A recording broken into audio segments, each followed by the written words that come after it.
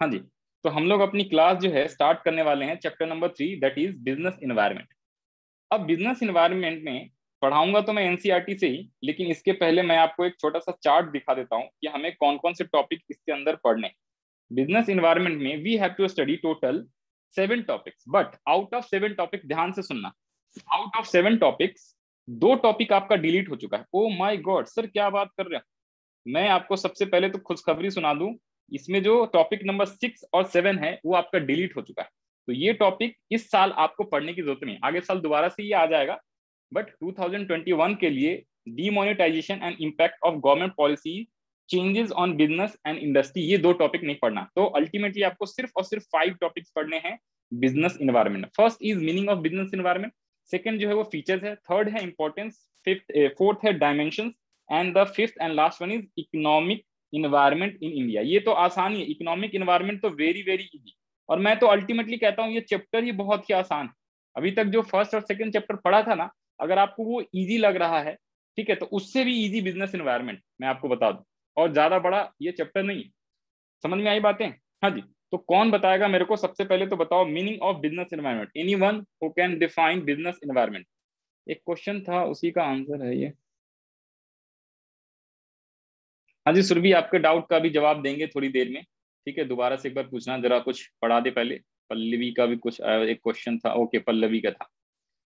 हाँ सुरभि का जवाब भी आ गया, अरे वाह, मेरे को तो लग रहा है भैया सुरभि तो पहले ही एकदम रेडी थी टाइप करके, सर जैसे ही बोलो कि मीनिंग बताओ हम आंसर फटाफट दे देंगे। तो सुरभि ने कहा है it refers to the total of all things external to forms industry which affect their organisation and operation. बहुत बढ़िया, एकदम सही जवाब है सुरभि, वेरी वेरी गुड। और कोई है जो डिफाइन करके बताए what do you mean by business environment? Yes, anyone kindly reply. हाँ जी, ग्रुप में कर सकते हो, एवरीवन वाला जो है इसमें कर सकते हो। आई थिंक ये डायरेक्ट मैसेज आ रहा है ना, कोई बात नहीं, कहीं भी कर सकते हो रिप्लाई, कोई दिक्कत वाली बात नहीं है भाई, सभी लोग को बोल रहा हूँ। चलो ओके, हाँ जी, और कोई है जो बता सकता है, डिफाइन कर सकता है what do mean by business environment please? तो आओ जी आओ, दोबारा से यहाँ पे 2 लाइन लिखे हुए, यहाँ से पढ़ लो जरा, ये एनसीईआरटी की लाइन ही है, टेंशन में मत आना, ठीक है भाई। तो इसमें क्या लिखा हुआ है पढ़ो जरा ध्यान से। कह रहा है business environment means the sum total of all individuals, institutions and other forces that are outside the control of business enterprises but may affect its performance।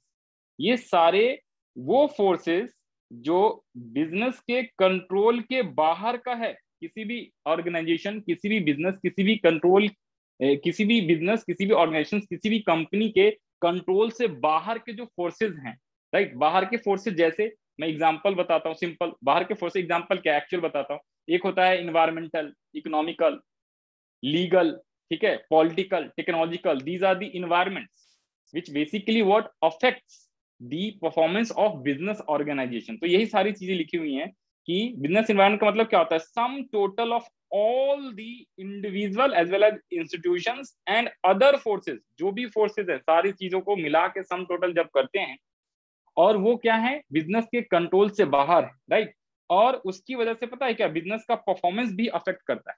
तो this is called basically what business environment. अगर मैं बात करूं environment का, तो भाई साहब अगर मान लो कोई बिजनेस है ना, तो एक इंटरनल इन्वायरमेंट होता है, एक एक्सटर्नल होता है। यहाँ पे हम एक्सटर्नल इन्वायरमेंट की बात करें। एक्सटर्नल मतलब कि भाई अगर मान लो कोई बिजनेस है, कोई फैक्ट्री, राइट, तो फैक्ट्री का जो बाउंड्री लाइन है, यू कैन से फैक्ट्री की जो बिल्डिंग है, तो उसके बाहर जितनी भी चीजें हैं वो एक्सटर्नल कहलाती हैं। फॉर एग्जाम्पल इन्वेस्टर जो होता है वो बाहर का होता है, गवर्नमेंट जो है वो बाहर के है, राइट, और बताओ, और इन्वेस्टर्स हो गया, गवर्नमेंट हो गया, ये सब एक तो छोटे छोटे पार्ट है। ब्रॉड पार्ट अगर मैं बोलूं सिंपल सिंपल, एक वर्ड है पेस्टल, अभी आएगा, PESTL, PESTL. P for political, E for economical, S for social, T for technological और L for legal. These are called environment. ये हमें पढ़ना है, यहाँ पे ये रहा है, यहाँ पे फोर्थ पॉइंट में आपको पढ़ना ही है। दीज आर बेसिकली व्हाट, हाँ जी, ये लिखा हुआ है ना यहाँ पे, जरा ध्यान से पढ़ो। Economic environment, social environment, technological environment, political environment and legal environment. This is called short में पेस्टल। और ये पेस्टल जो है, जब आप ग्रेजुएशन में जाओगे, बीकॉम में जाओगे, बीबीए करोगे, एमबीए करोगे, तो वहां पे भी कुछ सब्जेक्ट्स आते हैं मैनेजमेंट से रिलेटेड, वहां पे आपको ये पेस्टल पूरा डिटेल में पढ़ना होता है, पूरा का पूरा चैप्टर्स ही है इसके बेसिस, इसके ऊपर, राइट। एक सब्जेक्ट भी होता है स्ट्रेटेजिक मैनेजमेंट, तो वहां पे भी आपको ये चीजें पढ़नी होती है। समझिए ये बातें। एक होता है पेस्टल, एक होता है स्वॉट एनालिसिस। स्वॉट एनालिसिस बेसिकली इंटरनल होता है, पेस्टल एक्सटर्नल होता है। तो मैं उतना ज्यादा ये चीज नहीं बताने वाला, टेंशन ना लो, ठीक है, बाहर की बातें। हम तो सिर्फ 12 के उस पे रहेंगे, 12 के लेवल पे रहेंगे, ठीक है भाई। तो यहाँ पे आ जाओ जरा एनसीईआरटी की बुक पे। हाँ जी, एनसीईआरटी के बुक पे आते हैं हम लोग। और सबसे जो पहला पॉइंट है that is meaning of business environment. तो जल्दी से फटाफट हाँ जी पढ़ो, इसमें सेम चीजें लिखी हुई है। Business environment means the sum total of all individual institutions and other, जो हाईलाइट किया हुआ है मैंने, other forces that are outside the control of a business enterprise but that may affect its performance. आगे भी लाइनें कुछ कुछ मैं पढ़ा देता हूँ, वैसे ये चैप्टर बहुत ज्यादा बड़ा नहीं है, तो ये जल्दी हो जाएगा। आज विद इन टाइम हमारी क्लास हो जाएगी, और अगर टाइम से पहले हो जाता है तो मैं कुछ क्वेश्चंस भी आज जो है आपको यहाँ पे सॉल्व करा दूंगा, ठीक है, कुछ क्वेश्चंस जो है डिस्कस करा दूंगा। आगे क्या लिखा हुआ है, as one one writer has to put one writer has to put it, just take the universe, subtract from it the subset that represents the organizations and the remainder of environment. Thus the economic, social, political, यहाँ पे लिखा हुआ है economic, social, political, ये बार बार आएगा, technological and other forces which operate outside the business enterprises are part of its environment. ये सारे सारे क्या है, बिजनेस का ही, बिजनेस एनवायरनमेंट का ही पार्ट है। So also the individual consumer and competing enterprise as well as governments, consumer group, competitor, court, media and other institutions working outside the enterprises constitute its environment। ये सारे भी environment के part होते हैं। मैंने कहा ना, इंडिविजुअल, कस्टमर, गवर्नमेंट, अभी बताया था। गवर्नमेंट क्या, गवर्नमेंट को टैक्स चाहिए होता है भाई साहब। कस्टमर को क्या होता है, गुड क्वालिटी ऑफ गुड्स चाहिए होता है। वो गुड क्वालिटी ऑफ गुड्स कौन प्रोवाइड करेगा, ऑर्गेनाइजेशन ही तो प्रोवाइड कराएगा, राइट। तो ये सारी चीजें इसके अंदर कवर होता है। The important point of that individual institution and forces are likely to influence the performance of the business enterprise। ये सारे के सारे क्या करते हैं, बिजनेस एंटरप्राइज के परफॉर्मेंस को क्या करते हैं भाई, हाँ जी, इन्फ्लुएंस करते हैं। क्योंकि भाई अगर मान लो कस्टमर हमारा, हमारे बिजनेस का, हमारे कंपनी का गुड्स ज्यादा खरीदेगा तो हमें प्रॉफिट ज्यादा होगा। अदर बिजनेस का गुड्स खरीदेगा तो प्रॉफिट उस बिजनेस का ज्यादा होगा, हमारा नहीं होगा। क्योंकि मार्केट में क्या है, मोनोपोलिस्टिक कंपटीशन मार्केट है, आपने इकोनॉमिक्स में भी पढ़ा होगा, राइट।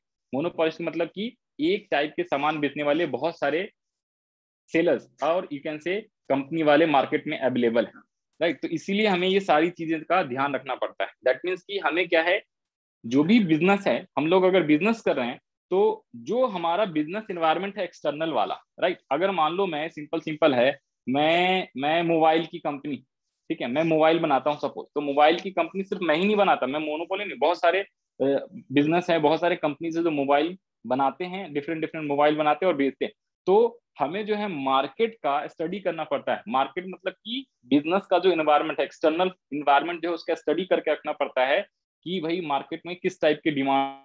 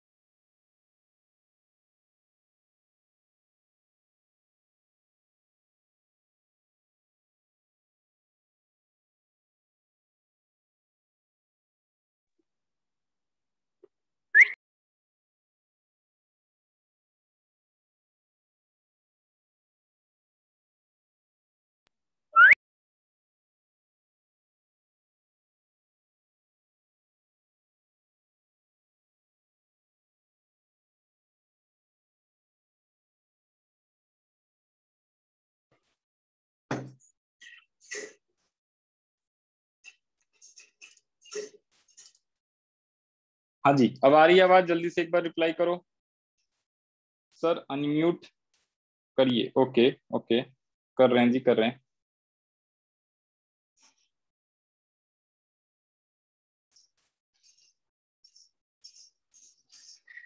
हाँ जी, कोई बात नहीं, चैट के थ्रू रिप्लाई कर सकते हो। Yes yes yes.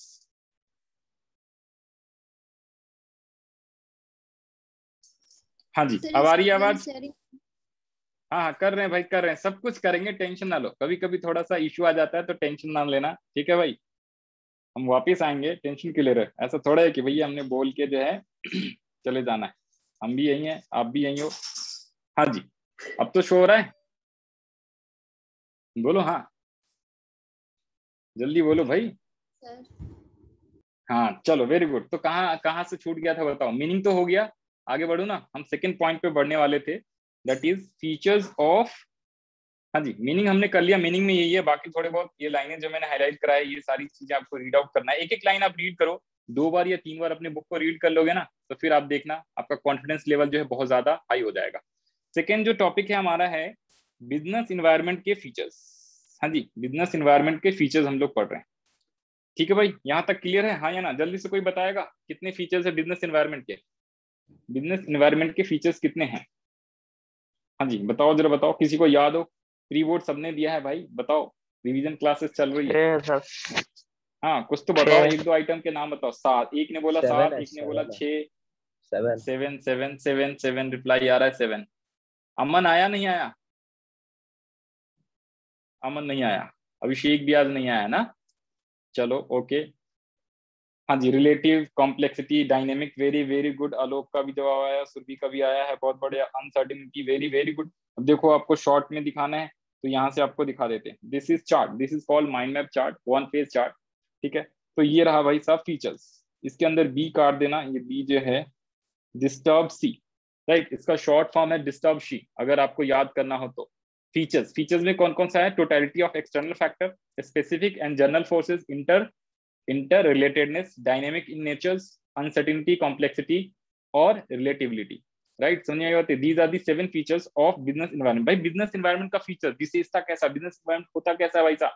तो बिजनेस एनवायरनमेंट कैसा होता है भाई? अनसर्टेन होता है, मतलब कि we can not predict future. Complex होता है काफी, राइट, रिलेटिवली होती है। उसके बाद है डायनेमिक इन नेचर होता है, इंटर रिलेटेडनेस होता है, स्पेसिफिक एंड जनरल फोर्सेज होते हैं उसमें, और टोटल ऑफ एक्सटर्नल फोर्सेज होता है। Total of external forces, internal की हम बात नहीं करेंगे, right. Totality of external forces में मैंने सिंपल सिंपल बोला, पेस्टल, PESTL। अब आ जाओ इसको जरा डिटेल में, यहाँ से हम एनसीईआरटी की बुक से पढ़ते हैं, जरा ध्यान से देखो भाई। सबसे पहला जो फीचर है वो लिखा हुआ है totality of external forces. Totality of external forces, बताओगे जरा टोटलिटी ऑफ एक्सटर्नल फोर्सेस का मतलब क्या होता है? अभी अभी जो हमने ऊपर मीनिंग में पढ़ा है ना बिजनेस एनवायरनमेंट का, वही सेम है। टोटलिटी ऑफ, हाँ जी, एक्सटर्नल फोर्सेस का मतलब क्या है? Political, social, legal, technological and हाँ जी इकोनॉमिकल। दीज फोर्सेस जब हम इन सबको आपस में मिला देते हैं, इंडिविजुअल फोर्सेस, एंटरप्राइजेस के फोर्सेस, सबको मिला देते हैं, कस्टमर्स, गवर्नमेंट, सभी चीजों को, राइट, तो वो आपका क्या बन जाता है अभी?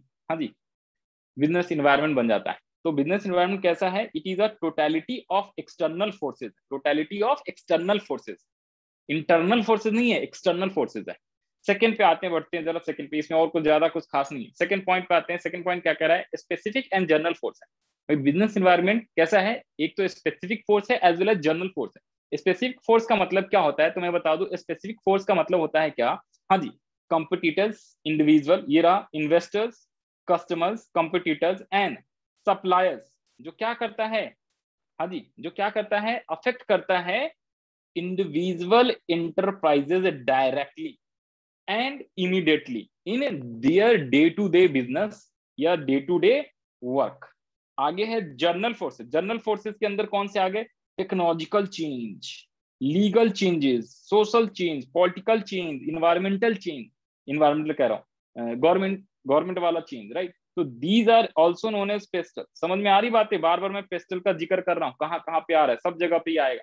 तो स्पेसिफिक फोर्स का मतलब होता है इंडिविजुअल वाले लोग, इन्वेस्टर्स, कंपिटिटर्स, जो क्या करते हैं? बिजनेस को अफेक्ट करते हैं। और जर्नल फोर्सेज में जो आते हैं ये भी बिजनेस को अफेक्ट करते हैं, लेकिन ये जो है ये जो है आपका डायरेक्टली क्या करता है? अफेक्ट करता है। क्योंकि भाई देखो, अगर मान लो कोई भी हम बिजनेस कर रहे हैं ना, कोई अगर आप बिजनेस कर रहे हो तो अल्टीमेटली किस लिए कर रहे हो? कोई भी बिजनेस करोगे मतलब या तो गुड्स का प्रोडक्शन करोगे या सर्विसेज दोगे। There are 2 kinds of business mainly. One is manufacturing business हो सकता है या सर्विस प्रोवाइडिंग वाला बिजनेस हो सकता है। अगर गुड्स का प्रोडक्शन कर रहे हो तो अल्टीमेटली गुड्स किसके लिए बना रहे हो? कस्टमर्स के लिए बना रहे हो, राइट। उसके अलावा एक और भी चीज है, अगर आपकी बड़ी बिजनेस ऑर्गेनाइजेशन है तो आपके पास जो फंड आ रहा है वो इन्वेस्टर से आ रहा है, इक्विटी शेयर, डिवेंचर, समझ में आ रही बातें? वहीं से तो फाइनेंस आपने कराया हुआ है।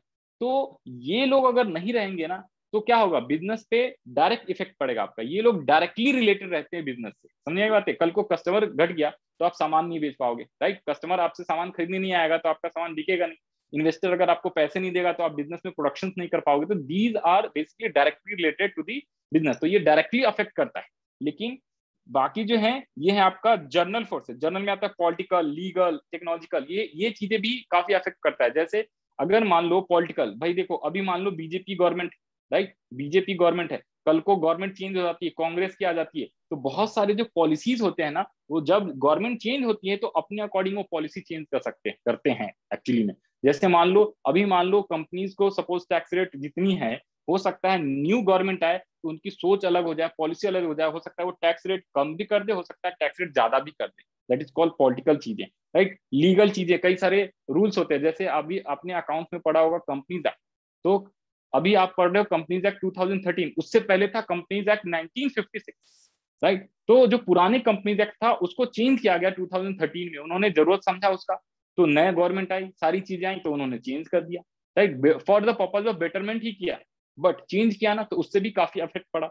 उसके अलावा टेक्नोलॉजिकल, आपको पता है day to day business, day to day life में क्या है, टेक्नोलॉजी आजकल इतनी तेज गति से रैपिडली चेंज हो रहा है। भाई साहब पहले मोबाइल कौन सा होता था, बटन वाला होता था, फिर टच स्क्रीन आया, अब तो भाई साहब टच स्क्रीन से भी समझो सारी चीजें अब आ जाती है इस पे, फेसबुक, ट्विटर, इंस्टाग्राम। आप आज के डेट में तो आप फोन से जो है चांद का भी तस्वीर खींच सकते हैं, ऐसे कैमरे वाले फोन है। पहले एक कैमरे वाला होता था, पहले बिना कैमरे का होता था, फिर एक कैमरा, फिर दो कैमरा, चार चार कैमरे आजकल आ रहे हैं, समझे ये बात है। तो टेक्नोलॉजी भी काफी रैपिडली चेंज हो रहा है, राइट। तो this is called basically what, specific and general forces. हम पढ़ रहे हैं क्या, कैरेक्टरिस्टिक, वैसा कैरेक्टरिस्टिक फीचर्स, सॉरी कैरेक्टरिस्टिक कह रहा हूं, features, features of business environment, मतलब बिजनेस एनवायरनमेंट होता कैसा है। तो एक है टोटलिटी ऑफ एक्सटर्नल फोर्सेस, दूसरा है स्पेसिफिक एंड जनरल फोर्सेस। उसके बाद बिजनेस एनवायरनमेंट कैसा होता है, third feature is inter relatedness. ये क्या होता है, आपस में इंटर रिलेटेड होता है। क्या क्या इंटर रिलेटेड होता है, तो पढ़ो जरा। फॉर एग्जाम्पल इंक्रीज, देखो भाई अगर मैं बात करूं, सिंपल सिंपल जो इसमें लिखा हुआ एग्जाम्पल वही बता रहा हूं।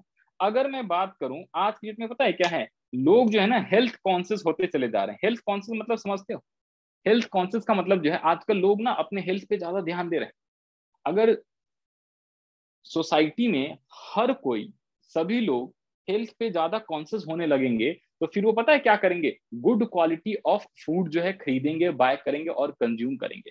तो उससे क्या होगा, अच्छी क्वालिटी ऑफ गुड्स का प्रोडक्शन कह रहा हूँ, डिमांड बढ़ जाएगा, राइट। तो ये आपस में एक दूसरे से रिलेटेड होते हैं। तो इसमें क्या लिखा हुआ है, डिफरेंट एलिमेंट्स और part of business environment are closely interrelated. भाई अलग अलग डिफरेंट एलिमेंट्स जो होता है, अलग अलग जो पार्ट्स होता है, वो बिजनेस में आपस में इंटर रिलेटेड होता है। कैसे, for example increase life expectancy of people and increase awareness for health care has increase the demand for many health products and services like soft drink, fat free cooking oil and healthy resort. समझ में आई बात है, जिन लोग को diabetes है वो conscious हो जाते हैं तो आजकल शुगर फ्री वाला यूज करते हैं, समझ में आई बातें। तो this is called inter relatedness. ठीक है भाई, यहां तक क्लियर है। हमने तीन फीचर्स पढ़े हैं, one is totality of external forces, second है specific and general forces, third जो है वो आपका है क्या, interrelatedness. Fourth feature is dynamic in nature. भाई सब बताओ बिजनेस एनवायरनमेंट कैसा है, डायनेमिक है या नहीं है, जल्दी से बताओ। हाँ जी, मैं तब तक मैसेज भी पढ़ रहा हूँ, फटाफट बताओ भाई, डायनेमिक इन नेचर का मतलब क्या है। यस सर, वेरी गुड, हाँ जी, जवाब आ रहा है। थोड़ा थोड़ा चैट भी पढ़ रहे हैं हम लोग। टोटलिटी ऑफ एक्सटर्नल फोर्सेज जनगण, वेरी वेरी गुड, हाँ जी, बहुत बढ़िया। पल्लवी और सुरभि का जवाब आता रह रहा है। भाई आप लोग भी प्लीज पार्टिसिपेट करो चैट के थ्रू। आप जो है ना ये जो पॉइंट मैं बता रहा हूँ ना, चाहे तो आप रजिस्टर में लिखो एटलीस्ट ये वाले पॉइंट, तो आपको साथ में जो है ना लर्न होगा। कोशिश करो क्लास में याद करने का, पॉइंट्स आप याद करने का, और जो चीज समझा रहा हूँ वो आपको रिमेम्बर रहेगा तो आप आंसर आसानी से लिख सकते हो। क्योंकि पिछली क्लास में मैंने बताया था, अगर आपको पॉइंट याद नहीं है तो भाई साहब 5 में से 2.5 नंबर मिलते हैं। 5 नंबर का अगर कोई क्वेश्चन आता है उसमें अगर 5 पॉइंट लिखना है, तो अगर सिर्फ आप पॉइंट वाइज पैराग्राफ करके लिखते हो ना तो हाफ हाफ नंबर मिलता है। क्योंकि हाफ नंबर इसके हेडिंग के होते हैं। अभी मैंने आपको सैंपल पेपर की मार्किंग स्कीम दिखाया था पिछले से पिछले क्लास में, याद है कि नहीं याद। तो प्लीज इस पॉइंट्स, सभी पॉइंट्स को याद करने का भी कोशिश करना है क्लास के अंदर। तो या तो आप अपने पास रजिस्टर रखो, जो लोग नालायक, जो बच्चा सिर्फ और सिर्फ सुन रहा है मेरी बात है वो सब के सब नालायक, हाँ भाई हाँ, मैं बता रहा हूँ।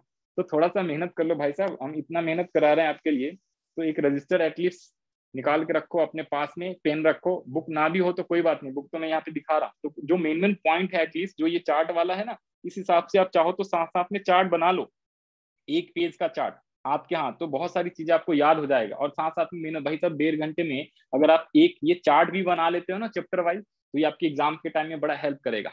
और जो खुद का लिखा हुआ होता है ना वो सब बहुत दिनों तक याद रहता है। तो प्लीज इस चीज को थोड़ा सा आप, हाँ जी, इस पे गौर करना है आपने। Environment keeps changing with respect to time, very good Pallavi Rastogi, yes. Sakshi Anand, yes sir, okay, हाँ जी। तो पल्लवी ने बताया है कि environment keeps changing with respect to time, बहुत बढ़िया, सिंपल सिंपल एकदम, बहुत बढ़िया सही जवाब दिया इन्होंने कि इन्वायरमेंट जो है ना वो टाइम टू टाइम चेंजिंग होते रहता है, right. This is what dynamic in nature. हाँ जी, तो डायनेमिक इन नेचर में यही लिखा हुआ है क्या है, business environment is dynamic in that it keeps on changing, whether in terms of technology हो, ठीक है, इंप्रूवमेंट हो, शिफ्ट इन कंज्यूमर प्रेफरेंस हो। भाई साहब कंज्यूमर प्रेफरेंस भी चेंज होते रहता है टाइम टू टाइम, सिर्फ टेक्नोलॉजी नहीं होता है, राइट भाई साहब। अब सिंपल सी बात है ना, बताओ पहले के 10 साल पहले जाओ ना, तो लोगों को चाहिए था क्या, कैमरे वाला फोन जिसमें एक कैमरा भी हो चल जाता था।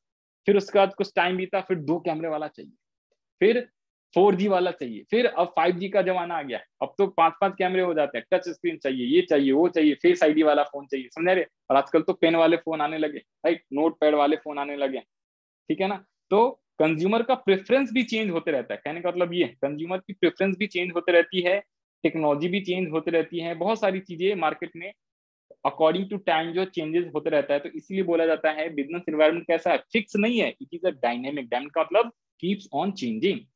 नेक्स्ट है क्या, अनसर्टेनिटी। क्या बताओ भाई, फ्यूचर कैसा होगा, क्या हम अभी से बता सकते हैं क्या, कोई भी नहीं बता सकता, समझ में आई बातें। जैसे किसी को कोई पता था कि भाई कोरोना होने वाला है या नहीं होने वाला है, राइट ना। मार्च से पहले किसी को नहीं पता था कि कोरोना होगा कि नहीं होगा, और अचानक से कोरोना हो गया। भाई साहब हमने तो अपनी जिंदगी में भाई साहब सबसे पहली बार देखा है कि 1 महीने तक पूरी चीजें बंद था, पूरा वर्ल्ड जो था एकदम फिक्स स्थिर था।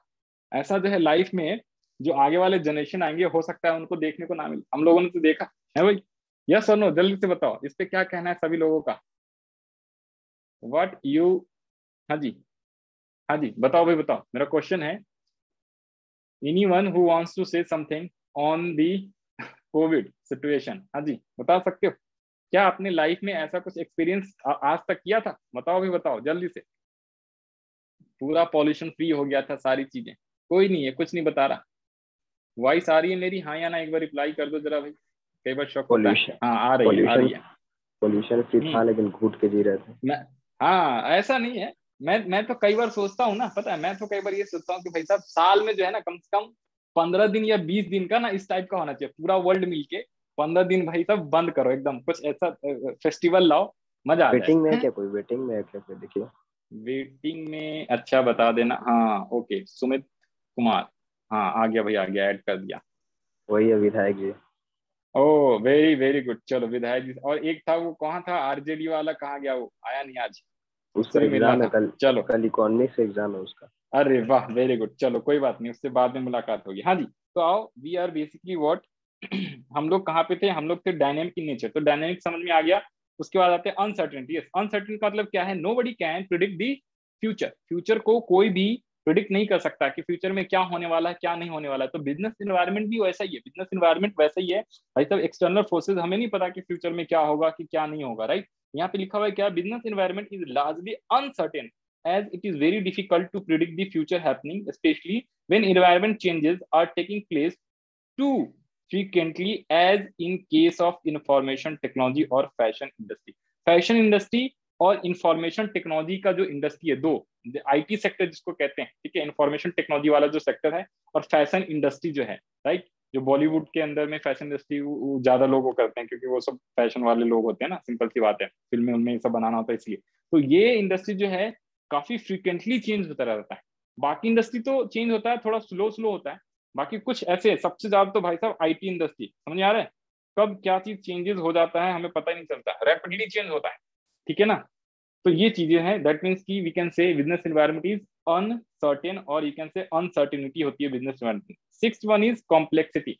बिजनेस एनवायरनमेंट काफी कॉम्प्लेक्स होता है भाई साहब, ये आसान नहीं होता। Since business environment consists of numerous interrelated and dynamic conditions or forces which arises from different sources, it becomes difficult it comprehend at once what exact constitute a given environment. In other words, environment is a complex phenomenon that is relatively easier to understand in part but difficult to grasp in its totality. For example, it may be difficult to know the extent of the relative impact of the social, economic, political, technological, legal factors on change in demand of a product in the market. Simple है, यहाँ पे भी pastel आ गया। समझ में बात है कि भाई साहब आज मान लो लोग जो है मोबाइल का डिमांड कर रहे हैं, लेकिन हमें ये नहीं पता 10 साल बाद हो सकता है मोबाइल का कोई डिमांड ही ना करे। पूछो क्यों? हो सकता है कुछ नए टेक्निक्स आ जाए, नए इंटेलिजेंस आ जाए कि भाई आपको मोबाइल की जरूरत ही ना पड़े, राइट। आज डेट में आप सिंपल से एक चीज और बताना चाहूंगा, आज की डेट में आप ना पेट्रोल वाली कार खरीदना पसंद करते हो, पेट्रोल वाली कार खरीदना पसंद करते हो, लेकिन आप भी यही हो, हम भी यही हैं। आफ्टर 10 ईयर्स देखना जरा ध्यान से, कोई भी पेट्रोल वाली गाड़ी नहीं खरीदेगा, सब जो है इलेक्ट्रॉनिक गाड़ी खरीदने की डिमांड करेगा। समझे ये बातें, राइट। तो वी कैन सिंपली से कि भाई साहब ये क्या है, हमारा बिजनेस एनवायरनमेंट जो है काफी कॉम्प्लेक्स है, हम नहीं समझ सकते इसको आसानी से। कब क्या डिमांड बढ़ जाए, आज मान लो पेट्रोल की डिमांड है, कल से ही इलेक्ट्रिसिटी की कार की डिमांड हो जाए सपोज स्टार्ट, ये नहीं भी हो सकता है, राइट। तो वी कैन नॉट प्रिडिक्ट, और इवन जो है हम आसानी से ये बिजनेस एनवायरनमेंट को समझ भी नहीं सकते। Last point is relatively. Relatively क्या है, business environment is a relative concept since it differs from country to country, region to region. देखो भाई, इंडिया में अलग बिजनेस एनवायरनमेंट है, हम अगर कोई बिजनेस कर रहे हैं इंडिया में तो यहाँ का बिजनेस एनवायरनमेंट, यहाँ का सिचुएशन अलग है। हो सकता है कोई बिजनेस आप यूएसए में कर रहे हो तो वहाँ का सिचुएशन अलग होता है। हमारा जो कंट्री है, ठीक है, हमारे यहाँ पे रिलीजन अलग अलग है, बहुत सारे रिलीजन एक साथ रहते हैं। कुछ दूसरे देश में चले जाओ जहाँ पे एक ही कास्ट के, एक ही रिलीजन के लोग रहते हैं, तो वहाँ का बिजनेस एनवायरनमेंट अलग होगा। समझ आई बात है? वहाँ पे उस टाइप के गुड्स चाहिए, वहाँ पे सिंपल मैं बोलूँ तो भाई साहब हमारे यहाँ पे साड़ी का डिमांड बहुत होता है। यहाँ पे कहीं पे था एग्जाम्पल, हमारे इंडिया में साड़ी का डिमांड बहुत है, लेकिन आप फ्रांस में चले जाओगे तो वहाँ पे साड़ी का डिमांड ना के बराबर है, होगा ही नहीं, वहाँ लोग साड़ी पहनते नहीं है। या दूसरे देश में जाओगे तो, राइट। तो अलग अलग रिलीजन, अलग अलग कंट्री के हिसाब से बिजनेस एनवायरनमेंट क्या होता है, अलग अलग होता है। समझ में आई बातें? रिलेटिविलिटी होती है। आई बात नहीं? बोलो हाँ या ना, जल्दी से बताओ भाई, यहाँ तक क्लियर है कि नहीं? हमने जो है 2 पॉइंट अभी तक पढ़ा है, 3 पॉइंट और पढ़ने हैं, बिकॉज 6 और 7 पॉइंट ऑलरेडी डिलीट हो चुका है आपके सिलेबस से फॉर 2021। तो हमें सिर्फ और सिर्फ 1 2 3 4 5 3 टॉपिक्स और पढ़ने हैं। हमने पढ़ लिए 1 और 2। बताओ भाई यहाँ तक सबको क्लियर है? जल्दी से बताओगे। फीचर्स ऑफ बिजनेस एनवायरनमेंट कौन सा है? डिस्टर्ब, बी हटा दिया है, डिस्टर्ब सी। तो डी फॉर क्या है? D for dynamic in nature. I for क्या होता है? Inter relatedness. एस फॉर क्या होता है? हाँ जी, specific and general forces. T for क्या है? Totality of external forces. R for क्या है? रिलेटिविटी होती है। बी हटा देना, सी फॉर क्या होती है? कॉम्प्लेक्सिटी होती है। तो डिस्टर्ब में बी हटा देना, डिस्टर्ब सी। कुछ याद हुआ पॉइंट्स या नहीं हुआ? जल्दी से बताओ। हुआ। हाँ जी, बाकी लोग भी रिप्लाई करो। सुरभि, पल्लवी यस सर हो गया, यस सर। ये क्या है? मेरा पल्लवी, मिलन और सुमन का सेम है। ये किस चीज का रिप्लाई था भाई? मैं समझा नहीं। सुरभि बताना। अच्छा, वो स्कूल का पूछा था, उसका रिप्लाई किया था क्या आपने? अच्छा, सेम स्कूल है, ऐसा था। ओके, साक्षी आनंद का भी आ गया, राहुल का भी रिप्लाई आ गया, यस सर, समझ में आ गया, very good. Milan Sinha yes sir, Saket yes sir, very very good. चलो, कुछ तो समझ में आ रहा है। हाँ जी, क्या हम लोग आगे वाले पॉइंट पे बढ़े? इंपॉर्टेंस ऑफ बिजनेस एनवायरनमेंट आ जाए। हाँ जी, तो इंपॉर्टेंस ऑफ बिजनेस एनवायरनमेंट पे आते हैं। ध्यान से देखो जरा। और मैं बार बार ये बोल रहा हूँ, कोशिश करो अगर आपके पास रफ पेज है या आपके पास रजिस्टर है तो उस पर पॉइंट जो है जरूर लिखते चले जाओ, साथ साथ में याद करते चले जाओ पॉइंट्स को। इवन आप चैट बॉक्स में भी लिख सकते हो, ठीक है, तो उससे भी आपको काफी हेल्प मिलेगा लर्न करने में। तो आ जाओ जी, इंपॉर्टेंस ऑफ बिजनेस एनवायरनमेंट। तो इंपॉर्टेंस ऑफ बिजनेस एनवायरनमेंट जरा देखते हैं। हाँ जी, इसके अंदर टोटल 6 इंपॉर्टेंस हमें पढ़ना है बिजनेस एनवायरनमेंट का था। फर्स्ट क्या है, जरा रीड करो। कोई एक जने रीड करेगा भाई? 6 के 6 पॉइंट जल्दी से करो। हाँ जी, रीड करना जरा फटाफट। थोड़ा मैं बैठ जाऊँ भाई, रीड करना जरा। बोलो भाई, बोलो। Importance of business environment. It enables the firm to identify opportunities and getting the first mover advantage. It helps the firm to identify threats and early warning signals. It चलो helps थोड़ा in बैठ के tapping पढ़ाते into हैं। resources. It helps in closing with rapid change. It helps in assisting in planning and policy formulation. It helps in improving performance. Very very good. कुछ समझ में आया? कुछ समझ में आया? आजाद जी आ जाओ नहीं। जरा, यहाँ पे आते हैं, एनसीईआरटी पे आते हैं। Importance of business environment. भाई बिजनेस एनवायरनमेंट का क्या इंपॉर्टेंस है, क्या महत्व है, समझ में आ रही बात है। इंपॉर्टेंस का मतलब है महत्व। भाई बिजनेस एनवायरनमेंट, अगर मैं कोई बिजनेस करना चाहता हूँ या बिजनेस कर रहा हूँ, या हो सकता है, हाँ जी, हम बिजनेस करेंगे सपोज फ्यूचर में, तो हमारे लिए इन्वायरमेंट को समझना बहुत जरूरी है। और क्यों जरूरी है, यहाँ पे इसका आंसर, इंपॉर्टेंस का मतलब है क्यों जरूरी है। समझ में आ रही बात है भाई साहब। बिजनेस एनवायरनमेंट का मतलब है पेस्टल। जब भी मैं बात करूं आपके 12th क्लास में, बिजनेस एनवायरनमेंट का मतलब क्या, भाई बोलो ना, जल्दी से बोलो। बिजनेस एनवायरनमेंट का मतलब PESTEL, P for political, E for economical, S for social, T for technological और एल फॉर लीगल। तो इन पांचों को हमें समझना as a manager, as a management, और you can say as a business owner, बहुत ही ज्यादा जरूरी है। क्योंकि अगर हम ये समझेंगे ना, तो हमारे लिए बिजनेस करना आसान हो जाएगा, हमारे लिए प्रॉफिट कमाना आसान हो जाएगा, हमारे लिए क्या होगा, बिजनेस का ग्रोथ करना जो है काफी हेल्पफुल होगा, आसान रहेगा। राइट। तो क्या खासियत है बिजनेस एनवायरनमेंट का तो आ जाओ जी, इंपॉर्टेंस क्या है। यहाँ पे एक लाइन लिखी हुई है, a good understanding of environment by business managers enables them not only to identify and evaluate but also to react the forces external to their forms। समझ में आई इस लाइन से कुछ बातें, हाँ या ना, जल्दी से बताओ। कुछ कुछ तो आया होगा समझ में इस लाइन से, कि भाई साहब हमें अपने बिजनेस के इन्वायरमेंट को समझना बहुत जरूरी है, क्योंकि इससे क्या होता है, बताओ भाई बताओ, बोलो भाई बोलो, जल्दी से बोलो। हम फ्यूचर के रिस्क, हम सारी चीजें आसानी से क्या करते हैं। हम्म, चलो जी चलो आगे बढ़ते हैं हम लोग, आओ। तो यहाँ पे है importance of business environment.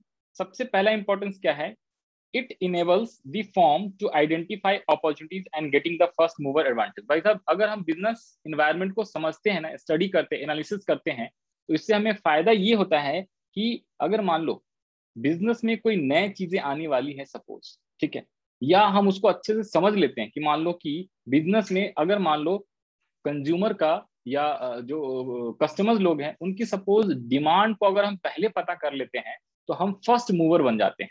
First mover बन जाएंगे तो जिस टाइप के गुड्स उस कस्टमर को चाहिए होगा, तो हम उस टाइप के गुड्स प्रोड्यूस करेंगे और उसको देंगे, वैसा कोई अभी मार्केट में नहीं कर रहा होगा। फिर जब हम देंगे, फिर धीरे धीरे, जैसे कि एग्जाम्पल के तौर पे मैं बता दूं भाई साहब, सिंपल सी बात है, फर्स्ट मूवर के तौर पे इलॉन मस्क का नाम सुना है कि नहीं सुना है। अभी तक हम लोग क्या कर रहे हैं, जो इंटरनेट का यूज कर रहे हैं, ठीक है, इंटरनेट जो यूज कर रहे हैं, ब्रॉडबैंड वाला यूज करते थे, फिर ये वाईफाई, मतलब कि जो डायरेक्टली जियो ने लाया था ना, वो फाइबर कनेक्शंस, राइट, फाइबर वाला। अब जो है इन इलॉन मस्क ने कौन सा लाया डायरेक्टली, भाई साहब वो आपसे आपके सैटेलाइट से कनेक्ट रहेगा। एक छतरी लगाओ, जैसे केबल कनेक्शन लगाते हैं, ठीक है, कोई और बाकी और भी कहीं पे भी लोकल डिस्ट्रीब्यूटर, इन सब चीजों की आपको जरूरत नहीं पड़ेगी, सीधा एक छतरी लगाओ, वो डायरेक्टली जो है यहाँ पे जो सैटेलाइट है वहां से कनेक्टेड रहेगा, और स्पीड भी उसकी बढ़िया है। तो फर्स्ट मूवर ये ऑलरेडी स्टार्ट हो चुका है इंडिया में भाई साहब, इस साल के एंड से स्टार्ट हो जाएगा इंटरनेट कनेक्शन, इलॉन मस्क वाला जो है। समझ में आई बातें। तो आप बिजनेस इन्वायरमेंट को स्टडी करोगे, एनालिसिस करोगे, तभी तो समझ पाओगे कि भाई साहब कस्टमर की क्या रिक्वायरमेंट है, फिर उसके हिसाब से उस टाइप की गुड्स एंड सर्विसेज प्रोवाइड करोगे, तो आप बन जाओगे फर्स्ट मूवर एडवांटेज वाला बिजनेस पर्सन। समझ में आई बात है। यहाँ पे क्या लिखा हुआ है, यहाँ पे लिखा हुआ है opportunities refers to the positive external trends और change that will help the firm to improve its performance. Environment provides numerous opportunities for business success, early identifications. यहाँ पे देखो, यहाँ पे लिखा हुआ है early identification of opportunities helps an enterprise to the first to exploit them instead of losing them to the competition। क्योंकि मुझे बाद में अगर कोई चीज पता चलेगा ना, सपोज जिसने फर्स्ट टाइम, जैसे एक और भी आपको स्टडी बता दूं, एप्पल कंपनी ऐसी कंपनी है जिसने फर्स्ट टाइम, जो मोबाइल में आज की डेट में आप टच स्क्रीन करते हो ना, इस टाइप से फोटो को जूम इन जूम आउट, ये फर्स्ट टाइम एप्पल वालों ने ही लाया था। उसके पहले बटन वाले फोन हुआ करते थे, जूम इन जूम आउट भी बटन से हुआ करता था, नोकिया और एचटीसी वगैरह की कंपनी के। फर्स्ट टाइम एप्पल का एप्पल सीरीज 3 आया था, तो उसमें उन्होंने जो है, ठीक है, जूम इन जूम आउट वाला सिस्टम आया था, फिर धीरे धीरे सबने कॉपी किया। तो फर्स्ट एडवांटेज, फर्स्ट उसने मूव लिया, फर्स्ट स्टेप लिया, तो उससे उसको बहुत फायदा हुआ, कंपनी बहुत प्रॉफिट में गई। समझ में आई बातें। तो तो ये चीजें इसमें बोलता है, बाकी की लाइन आप पढ़ सकते हो। Early identification of opportunity helps an enterprise to be the first explosive. आगे लिखा फॉर एग्जांपल मारुति उद्योग, ये वाला एग्जांपल भी लिख सकते हो। मैंने 2 एग्जांपल बता दिए, इलॉन मस्क वाला, एक एप्पल वाला ही बता दिया, यहाँ पे इसने मारुति उद्योग वाला है। मारुति कंपनी ने फर्स्ट टाइम इंडिया में ये देखा कि भाई साहब बड़ी गाड़ी का जो डिमांड है ना, उससे ज्यादा डिमांड छोटे गाड़ी का, क्योंकि इंडिया में बहुत लो इनकम लेवल वाले लोग रहते हैं, राइट। तो उनको छोटी गाड़ी दिया जाए ना, तो वो कम कॉस्ट में लगेगा, तो फिर क्या होगा, ज्यादा से ज्यादा लोग जो है इंडिया में गाड़ी खरीद पाएंगे। तो इसलिए मारुति सुजुकी के बहुत सारा सेल हुआ और बहुत ज्यादा जो है मारुति सुजुकी के कार जो है बिकने स्टार्ट हो गए थे इंडिया में। समझ में आई बातें? तो this is the basically what क्या है, हाँ जी, इंपॉर्टेंस। फर्स्ट इंपॉर्टेंस हमने पढ़ा, इट इनेबल्स क्या है, बिजनेस एनवायरनमेंट क्या करता है, it enables the firm to identify opportunities and getting the first more advantage. थोड़ा सा और स्पीड हम लोग बढ़ाते हैं, ठीक है। सेकंड जो है आपका है क्या, it helps the firm to identify threats. अगर देखो भाई साहब, अगर आप बिजनेस एनवायरनमेंट को अच्छे से स्टडी करोगे, एनालिसिस करोगे, राइट ना, तो ही आपको पता चल पाएगा कि भाई आपके क्या थ्रेट्स हैं। अगर मान लो आप सिंपल बिजनेस करते जा रहे हो, एक्सटर्नल फैक्टर्स को आप एनालिसिस ही नहीं कर रहे, इग्नोर कर रहे हैं, तो हो सकता है अचानक कुछ ऐसी घटनाएं आ जाएंगी, ठीक है, कुछ ऐसी सिचुएशन आ जाएंगे कि भाई साहब आपको क्या हो जाएगा, कंपनी डूब सकती है, आपको कंपनी बंद करना पड़ सकता है। तो टाइम टू टाइम आपको अपने इन्वायरमेंट, जो बिजनेस इन्वायरमेंट है आपका, जहां पे भी आप बिजनेस कर रहे हो, उस एक्सटर्नल इन्वायरमेंट को टाइम टू टाइम आपको स्टडी करते रहना है, राइट। इवन कॉन्टिन्यूसली करते रहना है, टाइम टू टाइम छोड़ो, कॉन्टिन्यूस आगे अभी हम पढ़ेंगे, कॉन्टिन्यूस होता है ये बिजनेस इन्वायरमेंट, राइट। जिससे क्या हो, आपको अपॉर्चुनिटीज भी पता रहेगा और थ्रेट्स भी आपको पता चलता रहेगा। और अगर थ्रेट पता चल जाएगा पहले, तो अर्ली वार्निंग सिग्नल आ जाएगा, तो उसको आप ठीक भी कर सकते हो और उससे आप अपने थ्रेट से आगे भी निकल सकते हो। तो this is what basically it helps the firm to identify threats and early warning signals. इसमें 2-3 लाइनें भी मैं पढ़ा देता हूँ, जो हाईलाइट किया है वो लाइनें भी पढ़ लोगे, सफिशिएंट है, बाकी एक एक लाइन आप घर पे ही पढ़ना। Besides opportunities, environment happens to be the source of many threats. Environmental awareness can help manager to identify various threats on time and serve as an early warning signals. Simple सी बात, example भी नीचे है वो पढ़ लेना। The third importance is business environment क्या करता है, it helps in tapping useful resources. भाई साहब अगर हम अच्छे से बिजनेस एनवायरनमेंट का स्टडी करेंगे, एनालिसिस करेंगे, तो हमें पता चल पाएगा कि भाई साहब कौन कौन से रिसोर्स यूजफुल हैं, कौन कौन से ऐसे रिसोर्स हैं जो हमें कम कॉस्ट में मिल जाएगा, तो हम उस चीज का एडवांटेज ले सकते हैं, right. For example finance, labour, water, machine. अगर मान लो मैं सपोज इंडिया में बिजनेस करना चाहता हूँ, या मान लो पूरे वर्ल्ड वाइड में एनालिसिस करूंगा, अगर बिजनेस मुझे ओपन करना है, राइट, किसी भी चीज के प्रोडक्शन का, तो मैं प्रोडक्शन के लिए चाइना और इंडिया में जाऊंगा, बिकॉज यहाँ पे लेबर सबसे सस्ते मिलते हैं। समझ में आई बातें, राइट। तो ये स्टडी करने से ही पता चलता है, बिजनेस के इन्वायरमेंट को स्टडी करोगे, एनालिसिस करोगे, तभी पता चलेगा। तो इससे मैं क्या कर सकता हूँ, टैप यूजफुल रिसोर्स। तो labour is also a resource, आपको पहले बताया था, human is also a resource.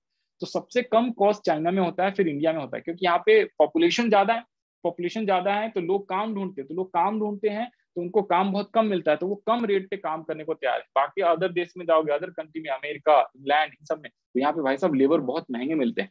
समझ में आई बातें, हाँ या ना, जल्दी से बताओ, यहाँ तक क्लियर हो गया है तो बताओ। हमने 3 फीचर्स कर लिए, 4th फीचर्स पे भी आते हैं, टोटल 6 फीचर्स पढ़ने थे। 4th feature is it helps in coping with rapid changes. अच्छा, ये भी आप आसानी से लिख सकते हो, कोई बताओ भाई। हमें पता है बिजनेस एनवायरनमेंट रैपिडली चेंज होते रहता है, तो अगर रैपिडली चेंज होगा तो हमें उससे भाई लड़ना भी तो है, हमें उससे आगे भी तो निकलना है, राइट। तो उस चीज के लिए भी हमें रेडी रहना है। तो अगर हम बिजनेस एनवायरनमेंट का स्टडी करेंगे, तभी तो हमें पता चलेगा कि भाई आगे के चेंजेस, हमें एग्जैक्ट तो नहीं पता, लेकिन हाँ पता रहेगा कि भाई चेंजेस होने वाले, तो हम भी उसके अकॉर्डिंग अपने पॉलिसीज में, अपने प्रोडक्ट में, अपने सर्विसेज में चेंजेस करते रहेंगे, so that we can fulfil the demand of the customer. समझ में आई बातें। तो business environment helps in coping with the rapid changes. 5th is it helps in assigning, in planning and policy formation. तो यहाँ पे क्या लिखा हुआ है, ये भी पढ़ो जरा। ये लिखा हुआ है, since environment is a source of both opportunities as well as threats, जो कि हमने अभी अभी ऊपर पढ़ा था, इट्स अंडरस्टैंडिंग एंड एनालिसिस। यहाँ पे लिखा हुआ है ना, अंडरस्टैंडिंग एंड एनालिसिस। स्टडी करो, एनालिसिस करो बिजनेस एनवायरनमेंट को, तभी सारी चीजें पता चलेगी। Can be basis for deciding the future course of action, planning, trading, training, guidelines for decision making policy.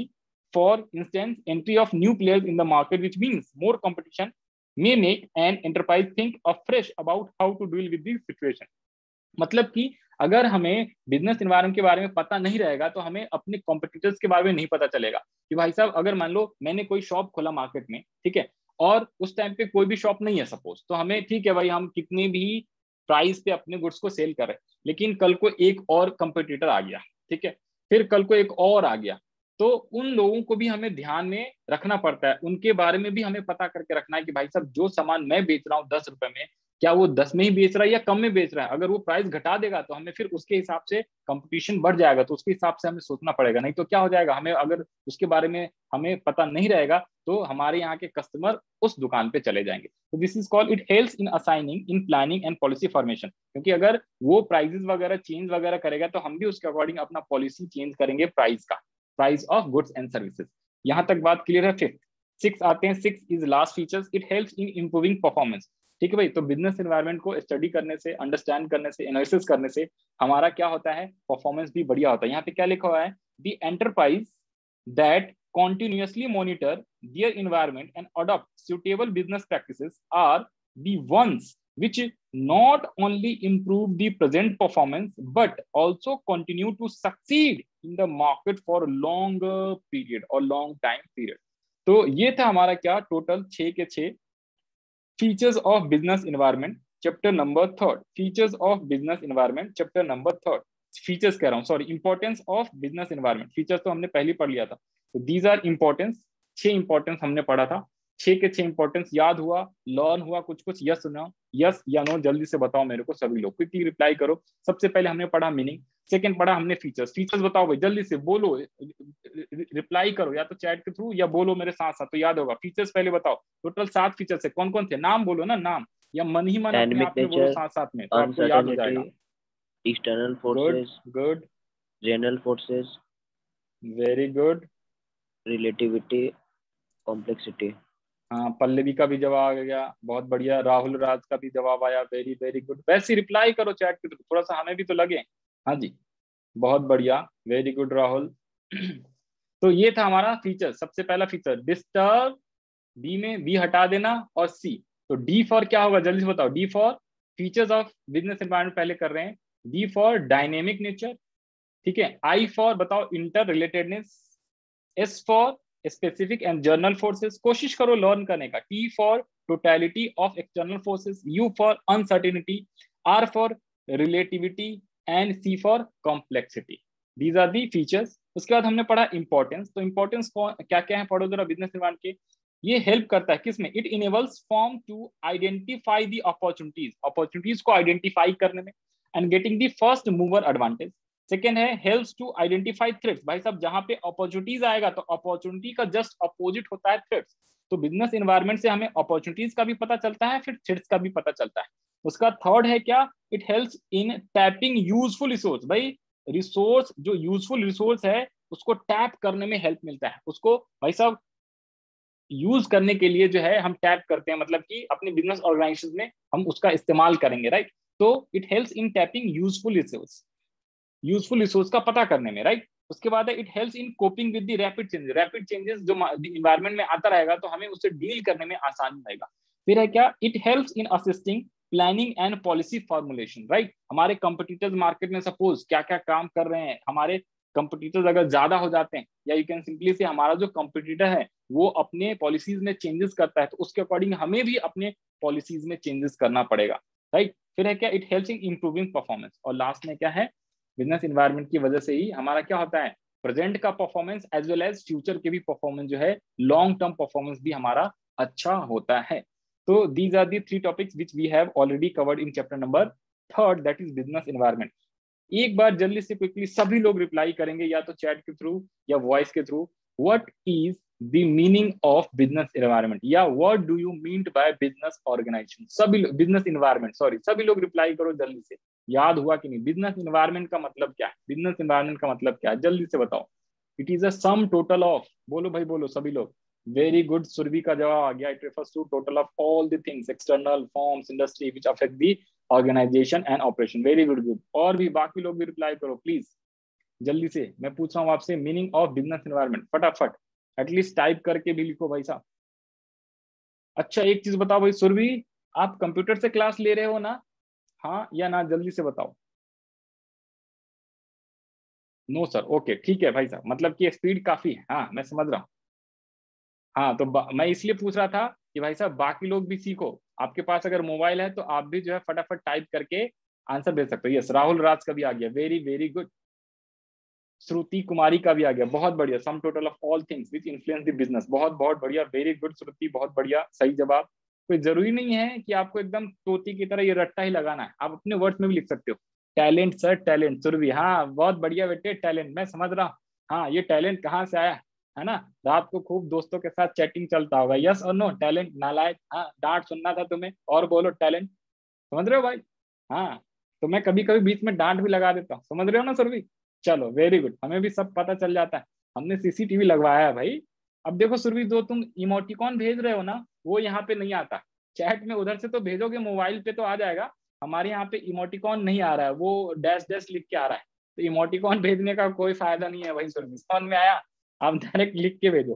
Point to be noted, Alok Raj, हाँ नालायक, पॉइंट टू बी नोटेड। और तुम भी भैया आलोक राज को घूमना बंद करो, हाईवे पे बाइक चलाना बिना हेलमेट के, ये कम करो नालायक।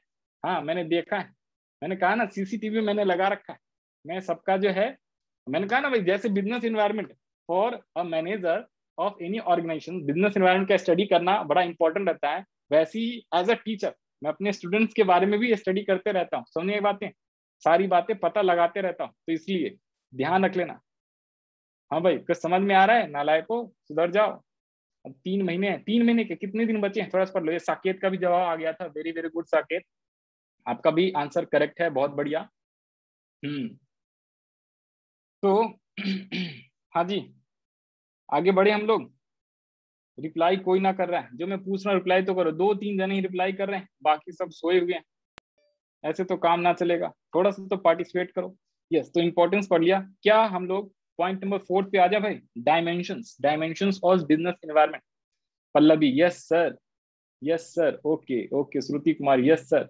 आ जाओ जी, आ जाओ। डायमेंशन, ये तो बहुत ही आसान है भाई साहब, डायमेंशन पहले लिख दिया, इसमें हमें पेस्टल के बारे में पढ़ना है, पेस्टल मतलब बिजनेस ऑर्गेनाइजेशन, यही होता अभी सभी पॉइंट में पेस्टल पेस्टल आ रहा था। पी फॉर क्या होता है, पॉलिटिकल, एस फॉर सोशल, उसके आगे पहले ई था, E for economic, T for technological, L for legal. कितना आसान है ये, याद हुआ नहीं याद हुआ। बिजनेस एनवायरनमेंट के 5 डायमेंशन है, कौन कौन से बताओ भी, बताओ जल्दी से, बिजनेस एनवायरनमेंट के 5 डायमेंशन है, कौन कौन से, कोई है इकोनॉमिक, जिसको याद ना हुआ हो। नालायक, जल्दी से रिप्लाई करो सभी लोग, चैट में जरा जरा रिप्लाई करो, टाइप करके लिख के बताओ भाई। डायमेंशंस, बिजनेस एनवायरनमेंट के 5 डायमेंशन है, कौन कौन से। पेस्टल का फुल फॉर्म लिख के बताना है जल्दी से सभी लोग, मैं आंसर का इंतजार कर रहा हूँ। सोशल, वेरी गुड आलोक, हाँ जी आलोक का आया। Saket very good, economic. Pallavi technological, very good very good. Alok Raj political, हाँ जी। पल्लवी सोशल, लीगल, और भाई और लोग भी तो हैं, सभी लोग जवाब दो।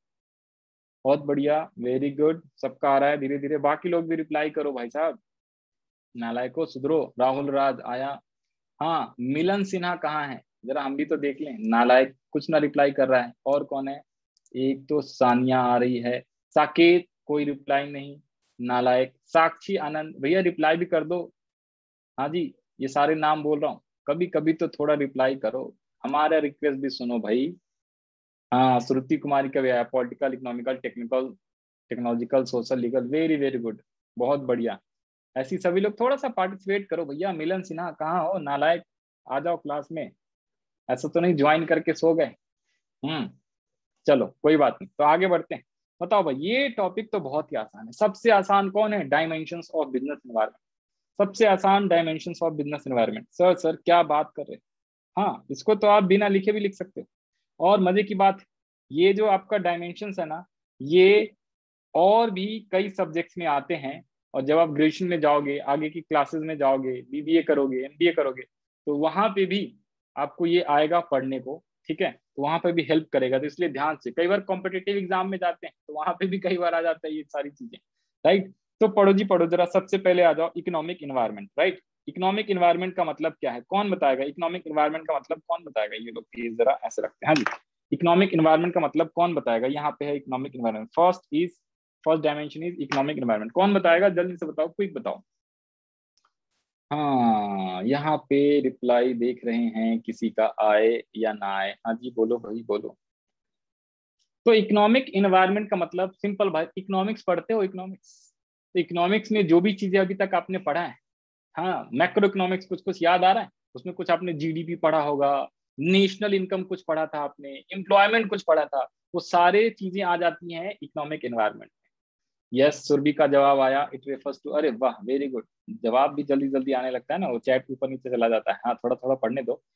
It consist of GDP, income level at nation income, very good, factors affecting economy of country, Sakshi Anand very good, चलो साक्षी का रिप्लाई तो आया, थैंक गॉड।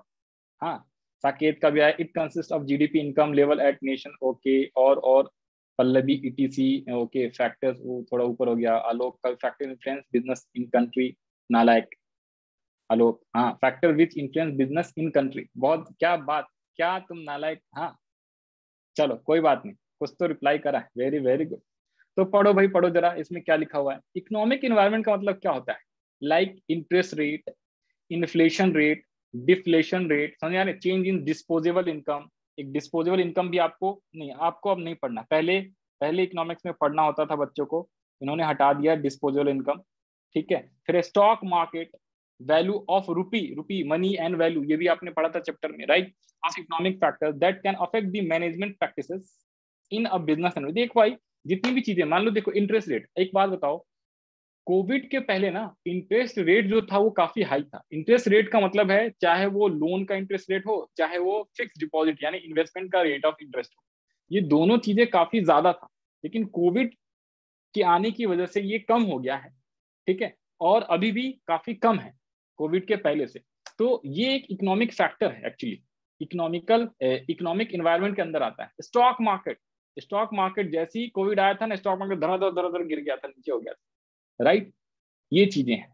इसके अलावा और क्या है, ये सारे सारे ना आपके बिजनेस को काफी अफेक्ट करता है, समझिए ये बातें, दीज आर इकोनॉमिक एनवायरनमेंट। आगे यहाँ पे लिखा हुआ है, rise in the disposable income of people due to increase in the gross domestic product of a country creates increasing demand for product. यहाँ पे ध्यान से सुनो, इसने क्या बोला, एक बात बताओ, देखो आप डिस्पोजल इनकम समझ में आता है, कोई बात नहीं, आप सिंपल लिख सकते हो, वैसे तो डिस्पोजल याद हो जाएगा, इतनी बार मैं बोल दूंगा। डिस्पोजल इनकम, डिस्पोजल इनकम का मतलब होता है वो इनकम जो कोई भी इंसान फ्रीली खर्च कर सकता है, या एक्चुअल वर्ड में मैं बोलूं तो कोई भी इंसान जो इनकम कमाता है ना, उसमें से गवर्नमेंट को जब टैक्स दे देता है, उसके बाद जो पैसा बचता है उसे बोलते हैं डिस्पोजल इनकम। वो इनकम जिसको फ्रीली डिस्पोज कर सकते हैं, डिस्पोज का मतलब खर्च कर सकते हैं। तो अगर पब्लिक का, ह्यूमन का जो, या रेसिडेंट ऑफ कोई भी कंट्री हो, हम इंडिया में है तो इंडियन की बात करेंगे, तो अगर इनकम ऑफ पीपल जो है, डिस्पोजल इनकम ऑफ पीपल अगर राइज होता है, तो राइज क्यों होगा, due to increase in what, GDP, ठीक है भाई, due to increase in GDP. अगर जीडीपी का मतलब है domestic income, gross domestic income, simple simple word में बोलूं तो नेशनल इनकम। अगर किसी भी कंट्री का नेशनल इनकम बढ़ेगा तो पब्लिक की इनकम भी बढ़ेगी, पब्लिक की इनकम बढ़ गई तो पब्लिक जो है demand of goods and services भी क्या करेगा, इंक्रीज कर देगा। समझ में आई बात है, तो ये सारी चीजें जो है इकोनॉमिक इन्वायरमेंट में आता है।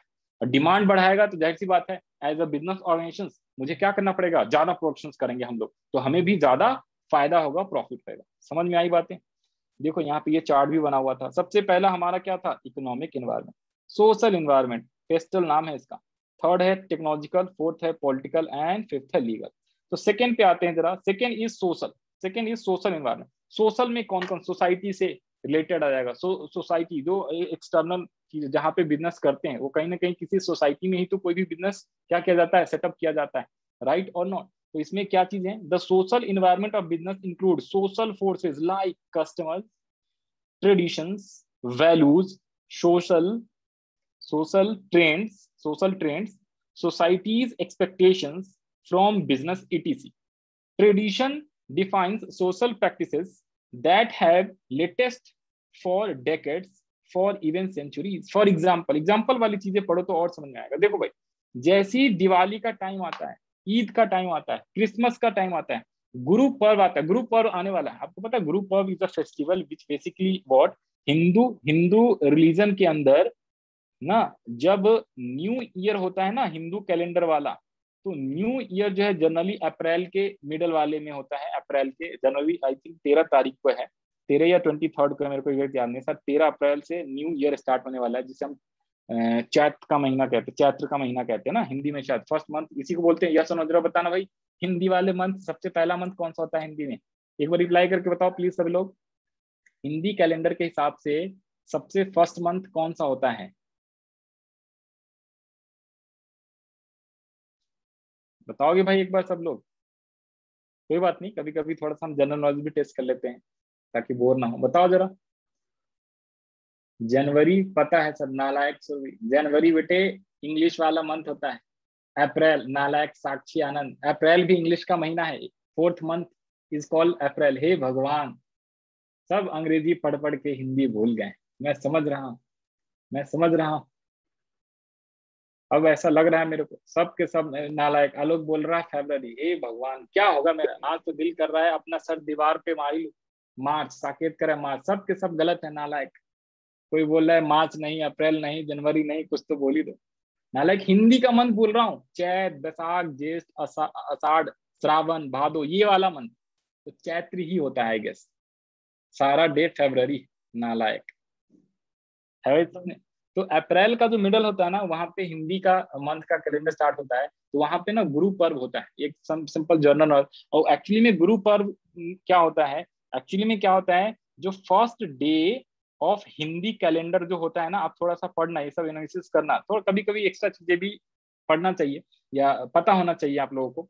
तो उस दिन जो होता है ना, इंडिया के अंदर अलग अलग स्टेट्स के अंदर कुछ ना कुछ न्यू फेस्टिवल मनाया जाता है अलग अलग नेम से, राइट?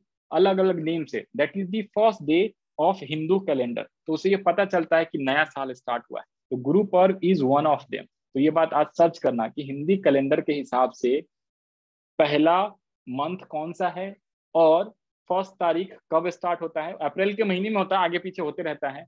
और उस दिन पे पूरे इंडिया में कई टाइप के फेस्टिवल मनाए जाते हैं। समझ में आ गई बातें? हाँ। तो नालायक सबको सिर्फ फरवरी वाला ही फेस्टिवल याद रहता है। हाँ आलोक, नालायक 14th वाला है ना, मैं समझ रहा हूँ। कोई बात नहीं भाई साहब, ये भी याद रखना है। तो आ जाओ, जो मैं ये बता रहा था, देखो भाई यहाँ पे था second feature, second environment is social. तो सोशल इन्वायरमेंट में कौन कौन सी चीजें आती हैं? सोशल इन्वायरमेंट में सारी चीजें आती हैं, सोसाइटीज के एक्सपेक्टेशंस, सोशल ट्रेंड्स, ये सारी सारी चीजें आती हैं। तो इसमें क्या लिखा हुआ देखो, फॉर एग्जाम्पल देखो भाई, this celebration of Diwali, Eid, Christmas, group of in India provides significant financial opportunities for greetings card companies, sweets or confectionery manufacturers, tailoring outlets and many other related business। ये जो भी पर्व आता है, सिंपल है ना, दिवाली ईद आता है सबसे ज्यादा, तो ये चीज होती है। तो दिवाली जब आता है, क्रिसमस, तो दिवाली के समय क्या होता है, पटाखों वाले बिजनेस का डिमांड बढ़ जाता है। सुनिए बातें, तो उस टाइप के बिजनेस वालों का वो क्या होता है, बहुत बढ़िया टाइम होता है। इवन जो ज्वेलर्स होते हैं, ज्वेलर्स, ज्वेलरी की दुकान, तो दिवाली के समय पे बहुत लोग सोने चांदी भी खरीदते हैं। ये बहुत सालों से ट्रेडिशन हमारे यहाँ पे चलते आ रहा है, राइट? तो उस टाइम पे उन लोगों के लिए वो पीक का टाइम होता है, मतलब कि सबसे ज्यादा प्रॉफिट कमाने वाला टाइम होता है। तो ये सारे सोशल इन्वायरमेंट के अंदर आते हैं। समझ में आती है बातें? हाँ या ना, जल्दी से बताओ भाई। Economical, social, environment. थर्ड जो है आपका है टेक्नोलॉजिकल। बाकी कुछ कुछ चीजें जो है आप घर पे भी थोड़ा सा रीड करोगे तो बहुत सारा कंटेंट मिलेगा आपको अपने आंसर लिखने के लिए, right? Third is technological environment. कोई बहुत ज्यादा ये डिफिकल्ट नहीं है, आप थोड़ा बहुत रीड करोगे तो आप अपने आप समझ भी सकते हो, कोई बड़ी बात नहीं है। तो सारा डे favourite, yes sir, it refers to innovation. Very very good Surabhi, बहुत बढ़िया, सही बात है। टेक्नोलॉजी का मतलब इट रेफर्स टू इनोवेशन। बहुत बहुत बढ़िया, वेरी वेरी गुड। क्योंकि भाई साहब पहले के जमाने में हम लोग क्या करते थे, लैंडलाइन फोन यूज करते थे, तार वाला, वायर वाला। फिर आया वायरलेस, बड़े बड़े एंटीना वाले फोन होते थे। आपने देखा है कभी? मैंने देखा है, हाँ। उसके बाद फिर जो है मोबाइल आया। मोबाइल का मतलब है बिना एंटीना वाला फोन। फिर बटन वाले थे, फिर बटन वाले में कैमरे वाला आया। फिर कैमरे वाला हट का क्या हो गया, टच स्क्रीन आ गया। फिर टच के बाद 2 कैमरे वाला, 4 कैमरे वाला। तो अब तो सारी काम हम मोबाइल से कर लेते हैं। पहले के जमाने में कंप्यूटर नहीं होता था, राइट? फिर धीरे धीरे कंप्यूटर, लैपटॉप, ये सारी सारी चीजें आ गई, टैबलेट, राइट? तो टेक्नोलॉजिकल चेंजेस, टेक्नोलॉजिकल एनवायरनमेंट में क्या चीजें आती हैं, basically innovations, right? Techniques, IT sectors. इसमें लिखा हुआ है technological environment includes forces relating to scientific improvements and innovations which provide new ways of producing goods, services and new methods and techniques of operating a business। नए नए methods business को चलाने के। भाई साहब बहुत पहले लोग हाथ से क्या करते थे, कोई भी सामान वगैरह बनाते थे। फिर धीरे धीरे क्या हो गया, मशीनीकरण हुआ, तो मशीन से सारी चीजें बनना स्टार्ट हो गया। आज की डेट में तो भाई छोटे से छोटे चीज जो है हम मशीन से बनाने का प्रयास करते हैं ताकि हमारा कॉस्ट कम हो, टाइम कम लगे, right, as a business person. आगे लिखा है for example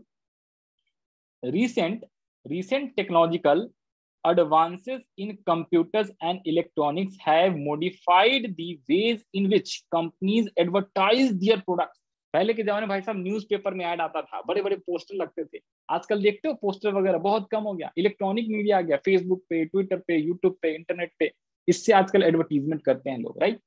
it is a common now to see computerise information chaos and world wide web www, इसमें बात है वर्ल्ड वाइड इंटरनेट की बात कर रहा है, राइट ना, कि multimedia pages highlighting the word क्या है virtues of product. Similarly retailers have direct link with, आज के भाई से पहले के जमाने में होता था, हमने बिजनेस में मैन्युफैक्चर किया, ठीक है, तो हमें एडवर्टीजमेंट चाहिए, तो हम एड पेपर ये सब देते थे। अब तो डायरेक्टली ऑफिस में बैठे बैठे इलेक्ट्रॉनिक मीडिया पे दे दो। दूसरी चीजें, पहले के जमाने में हमने प्रोडक्शन किया, फिर हम पहले होलसेलर को देते थे, होलसेलर फिर रिटेलर को बेचता था, फिर वो कस्टमर के पास जाता। आज की डेट में भैया हमने मैन्युफैक्चर किया ऑनलाइन, अमेजोन, फ्लिपकार्ट, इस पे वो क्या करा, इस पे हमने कांटेक्ट करा, इस पे इस ऐप पे हमने अपना सेल का प्रोडक्ट डाला और कस्टमर डायरेक्टली बाय का ऑर्डर डाला, हम डायरेक्टली हमने शिप कर दिया, शिपमेंट भेज दिया। या अलग से हम अपना अलग से वेबसाइट खोल लेते हैं ऑनलाइन पोर्टल का, और जो जो ऑर्डर देता है उसको हम सेल करते चले जाते हैं, राइट। तो टेक्नोलॉजिकल एडवांसमेंट इतनी आ गई, समझ में आ रही बातें। तो ये सारी चीजें, राइट, तो ये सारी चीजें टेक्नोलॉजिकल इन्वायरमेंट में आता है, ये सारी चीजें भी आप पढ़ लो। यहाँ पे देखो, मैन्युफैक्चर है flexible manufacturing system, airline companies have the internet and world wide web pages where customers can look for flights time destination। पहले के जमाने में भाई साहब ट्रेन बुक करना है तो स्टेशन पे जाके करना होता था, फ्लाइट बुक करना है तो स्टेशन पे जाके करना होता था, राइट। हमें पता नहीं चल पाता था अगर कोई ट्रेन डिले है, हमें पता नहीं होता था, हम जब स्टेशन पे जाते थे तब पता चलता था, तो फिर वहीं पे वेट करना पड़ जाता था।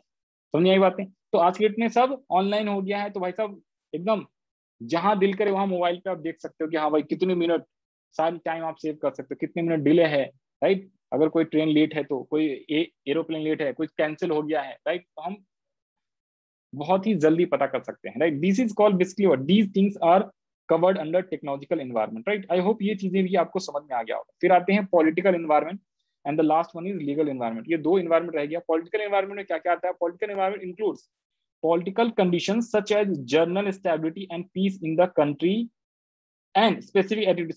सिंपल मैं बोलूँ ना भाई साहब, तो इसमें बेसिकली क्या आता है, देखो पॉलिटिकल का मतलब होता है जो ये नेता लोग होते हैं, नेता लोग मतलब समझते हो ना, इंडिया में एक है कांग्रेस, एक है बीजेपी, और आप जिस स्टेट में रहते हो उसमें एक राजद भी आता है, भी और कौन कौन से आते हैं, जनता दल यूनाइटेड आते हैं। तो दीज आर पॉलिटिकल पार्टीज।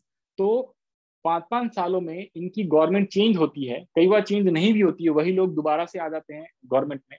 तो अगर पॉलिटिकल चेंजेस होते हैं, राइट ना, इकोनॉमी के अंदर, ठीक है, किसी भी कंट्री में, तो उसका अफेक्ट भी क्या होता है, बिजनेस पे काफी होता है, या बिजनेस पे वो पॉलिटिकल इन्वायरमेंट का भी अफेक्ट जो होता है, काफी असर होता है। कहने का मतलब क्या है कि अगर मान लो आज की डेट में सपोज बीजेपी गवर्नमेंट है सेंटर में, बीजेपी सेंटर का मतलब दिल्ली में, राइट, पूरे इंडिया में, और 2024 में फिर से इलेक्शन होएगा, राइट, लोकसभा का। तो अगर बीजेपी आ जाएगी तो पॉलिसी जो है मोस्टली वही रहेगा, राइट ना, पॉलिसी जो है मोस्टली वही रहेगा, क्योंकि जो ये पॉलिसी अपना रहा है। लेकिन अगर मान लो सपोज दूसरी पार्टी आ जाती है, कांग्रेस, तो जो ये पहले से पॉलिसीज चलते आ रहा है उसमें काफी ज्यादा चेंज हो जाएगा, ज्यादा चेंज आएगा, राइट ना, क्योंकि पूरी पूरी गवर्नमेंट चेंज हो जाएगी। अगर सेम गवर्नमेंट रहेगा, समझ रहे, तो उसका अल्टीमेटली इफेक्ट जो है ना बिजनेस पे भी पड़ता है, उसका अल्टीमेटली इफेक्ट जो है जो भी आपका बिजनेस है उस पर भी पड़ता है। तो जब भी 2024 होता है ना, तो उस टाइम पे जितने भी बिजनेसमैन हैं, टाटा, बिरला, अंबानी, वो सब भी काफी क्या रहते हैं, हाँ जी, काफी स्टडी करते रहे, मतलब कि बहुत ज्यादा पॉलिटिकल इन्वायरमेंट का स्टडी करते हैं वो लोग, कि भाई चेंज तो नहीं होने वाला, उसके अकॉर्डिंग डिसीजन पॉलिसी अपने बिजनेस में चेंज करना पड़ता है, ठीक है ना, प्रोडक्शंस का, सर्विसेज का, ये सारी चीजें। तो पॉलिटिकल एनवायरनमेंट में ये होता है। आगे लिखा, political stability thus builds up confidence among business people to invest in long term projects for the growth of economy। आगे लिखा है, political instability can shake the confidence, Similarly, the attitudes of government official towards business may have either positive or negative impact upon business. कहने का मतलब देखो भाई, BJP जब आई तो उन्होंने डिजिटलाइजेशन पे ज्यादा ध्यान दिया, राइट? तो जो भी आईटी सेक्टर्स के बिजनेसमैन थे उनका काफी फायदा हुआ, प्रॉफिट हुआ, तो उन लोगों को काफी बेनिफिट दिया गया, तो उस बिजनेस में बहुत लोग आए। उससे पहले क्या था कि डिजिटलाइजेशन पे ज्यादा ध्यान नहीं दिया जा रहा था, तो वो सेक्टर्स काफी पीछे थे, राइट ना? तो जब गवर्नमेंट चेंज हुआ तो इन लोग को काफी फायदा दिया गया। हो सकता है आगे को गवर्नमेंट कल को चेंज हो तो कुछ ऐसे सेक्टर्स हैं जो मतलब कि सही काम नहीं कर रहे होंगे तो उनको बेनिफिट दिया जाए। बेनिफिट करने का मतलब क्या होता है, गवर्नमेंट कई टाइप के बेनिफिट देती है बिजनेस ऑर्गेनाइजेशंस को, जैसे टैक्स में छूट देना, राइट? उनके कई सारे उनको रिसोर्सेज प्रोवाइड कराना काफी चीप वे पे, इंपोर्ट ड्यूटी वगैरह माफ कर देना, तो ये सब चीजें होती है। तो जब भी पॉलिटिकल चीजें चेंजेस होती हैं तो पॉलिटिकल इन्वायरमेंट का भी क्या है, बिजनेस ऑर्गेनाइजेशन पे काफी या तो पॉजिटिव या नेगेटिव इंपैक्ट पड़ता है। समझ में आई बातें? तो ये सारी चीजें भी जरूरी। फिर है लीगल इन्वायरमेंट में वही बताया आपको, जितनी भी लॉज बने हुए हैं ना, लॉज जैसे कंपनीज लॉज है, तो पहले कंपनी लॉ 1956 होता था, तो उसके अकॉर्डिंग कई सारे प्रोविजंस अलग होते थे। फिर उसमें बदलाव किया गया, चेंज करके 2013 वाला कंपनीज एक्ट लाया गया, राइट? तो कंपनीज एक्ट 2013 के अकॉर्डिंग अब सभी कंपनीज को अपना बिजनेस करना पड़ता है। अब बहुत सारी चीजें इसमें चेंजेस किया गया, डेट का, बैलेंस शीट का। पहले बैलेंस शीट ऐसा नहीं होता था, पहले बैलेंस शीट कंपनी वाला जो आज के डेट में बैलेंस शीट बनाते हो पार्टनरशिप जैसा ही पहले हुआ करता था, फिर बाद में उन्होंने चेंजेस किया गया, right, for the purpose of betterment. तो legal environment includes various legislations passed by the government administration, orders issued by government authorities, court judgments, as well as decision rendered by various commissions and government, चाहे वो central government हो चाहे वो state government हो, right? जैसे कि अभी के डेट पे जो किसान आंदोलन चल रहा है, तो सेंटर ने कुछ और लॉ पास किया है for the purpose of farmers, और कई स्टेट्स ने अपना अपना लॉ भी पास किया हुआ है एग्रीकल्चर पे, राइट? तो अलग अलग गवर्नमेंटल जो चेंजेस होते हैं, लॉज होते हैं, उसका भी काफी इफेक्ट पड़ता है बिजनेस पे। तो these are the what 5 environment that is called dimensions of business environment. तो हमने 5 पढ़ा, दैट इज पेस्टल। क्या आप लोगों को ये पांचों के पांचों इन्वायरमेंट, पांचों डायमेंशंस ऑफ बिजनेस इन्वायरमेंट समझ में आया या नहीं आया? जल्दी से एक बार रिप्लाई करो।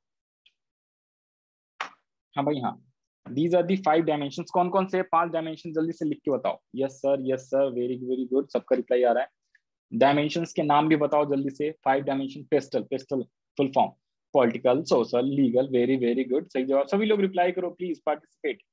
बस हम अपनी क्लास खत्म करने ही वाले हैं, बस लास्ट टॉपिक रह गया, इकोनॉमिक एनवायरनमेंट इन इंडिया। ये बहुत ही आसान है और बहुत ही इंटरेस्टिंग है इकोनॉमिक एनवायरनमेंट। 6 और 7 तो हमारा आउट ऑफ सिलेबस हो गया है, तो हमें पढ़ने की जरूरत नहीं है। आपको चाहूँ तो ये लो, मैं ये दिखा देता हूँ। आपका जो सिलेबस है ना, वो डिलीटेड वाला सिलेबस ये रहा। पहला और दूसरा चैप्टर में कोई भी टॉपिक डिलीट नहीं हुआ है। तीसरा चैप्टर में ये 2 पॉइंट डिलीटेड है लास्ट के, demonetisation and impact of government policies, right? ये पॉइंट 6 था, ये पॉइंट 7 है। Planning, organising, staffing, directing, controlling, इन सब में भी एक एक पॉइंट डिलीटेड है। ये देखो, प्लानिंग में आएगा तो हम बता देंगे आपको कि कौन सा डिलीट हुआ है, ये रहा यहाँ पे। ऑर्गेनाइजिंग में फॉर्मल इनफॉर्मल ऑर्गेनाइजेशन डिलीट हो रखा है। स्टाफिंग में, staffing as a part of human resource management, HRM।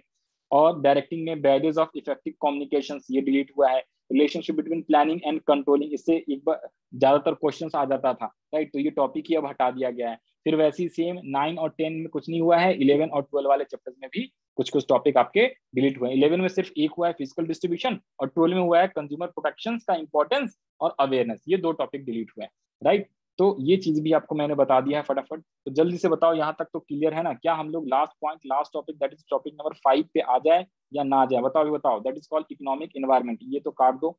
हाँ जी, इकोनॉमिक एनवायरनमेंट, ये भी बहुत बहुत ज्यादा क्या है, आसान टॉपिक है। वेरी वेरी इजी, मैं तो पहले ही लिख देता हूँ, वेरी वेरी इजी, बहुत इजी टॉपिक है और सबसे ज्यादा इंटरेस्टिंग है, और यू कैन से बहुत ही ज्यादा इंपॉर्टेंट, बहुत ही ज्यादा इंपॉर्टेंट। समझ में आई बात है? क्योंकि ये सेम चीज आपको इंडियन इकोनॉमी में भी पढ़ना है। इकोनॉमिक्स में भी इंडियन इकोनॉमी जो है, आपको वहां पे भी लिबरलाइजेशन, प्राइवेटाइजेशन और ग्लोबलाइजेशन का पढ़ना है। Economic, social, legal, political. Very very good sir, ये भी नहीं है सिलेबस में? नहीं सर, भी ये तो है। इकोनॉमिकल, इकोनॉमिक एनवायरनमेंट इंडिया, ये तो है, ये पढ़ना है। आपको किसने कहा नहीं पढ़ना है, बताओ? हाँ जी सुरभि, ये पढ़ना है, पॉइंट नंबर 5 पढ़ना है। 6 और 7 नहीं पढ़ना है। डीमोनेटाइजेशन नहीं पढ़ना, और ये है impact of government policy changes in business, ये 2 नहीं पढ़ना है सिलेबस। सर ये भी नहीं है सिलेबस। हाँ, समझ में आया भाई सुरभि? ये है, अभी तो दिखाया आपको डिलीटेड वाला टॉपिक। हाँ जी, यस सर, ओके, ठीक है ना। तो फटाफट बताओ भाई जरा जल्दी से, किसी को पता है what do mean by liberalisation, globalisation, privatisation? ये बहुत ही इंटरेस्टिंग टॉपिक है। जहां पे भी एलपीजी आता है वहां पे ध्यान रख लेना, डॉक्टर मनमोहन सिंह का नाम आ जाता है। जहां पे भी एलपीजी, एलपीजी और सिलेंडर वाला नहीं, L for liberalisation, P for privatisation, और हाँ भाई, जी फॉर ग्लोबलाइजेशन। ये बहुत ही ज्यादा इंटरेस्टिंग टॉपिक है, इंपॉर्टेंट भी है, आपके इकोनॉमिक्स में भी आना है, और वैसे भी लाइफ के आपके जो है ना जर्नल, यू कैन से, आप कह सकते हो, ये एलपीजी जो है कई जगह पे जब आप स्टडी करोगे और भी कई सारे सब्जेक्ट्स वगैरह पढ़ोगे, आगे बीकॉम वगैरह ये सब पढ़ोगे, तो ये चीजें आता रहेगा बार बार, कहीं ना कहीं ये मिलता रहता है, लिबरलाइजेशन के बारे में, प्राइवेटाइजेशन के बारे में, ग्लोबलाइजेशन के बारे में। ये चीजें आपको समझ में, भाई देखो लर्न तो होना ही चाहिए, साथ में ये चीजें आपको समझ में भी आनी चाहिए, आपको प्रैक्टिकल लाइफ में भी ये काफी हेल्प करता है एलपीजी वाला जो चीजें हैं, राइट। तो आओ फटाफट पढ़ते। तो मैं कह रहा था जहां पे भी एलपीजी आता है डॉक्टर मनमोहन सिंह का नाम आता है, Manmohan, our ex prime minister, doctor Manmohan Singh, he is a doctor, not वो वाला डॉक्टर नहीं, ऑपरेशन वाला मेडिकल वाला डॉक्टर नहीं, डॉक्टर ऑफ इकोनॉमिक्स नहीं है हमारे। किसी को पता है या नहीं पता है?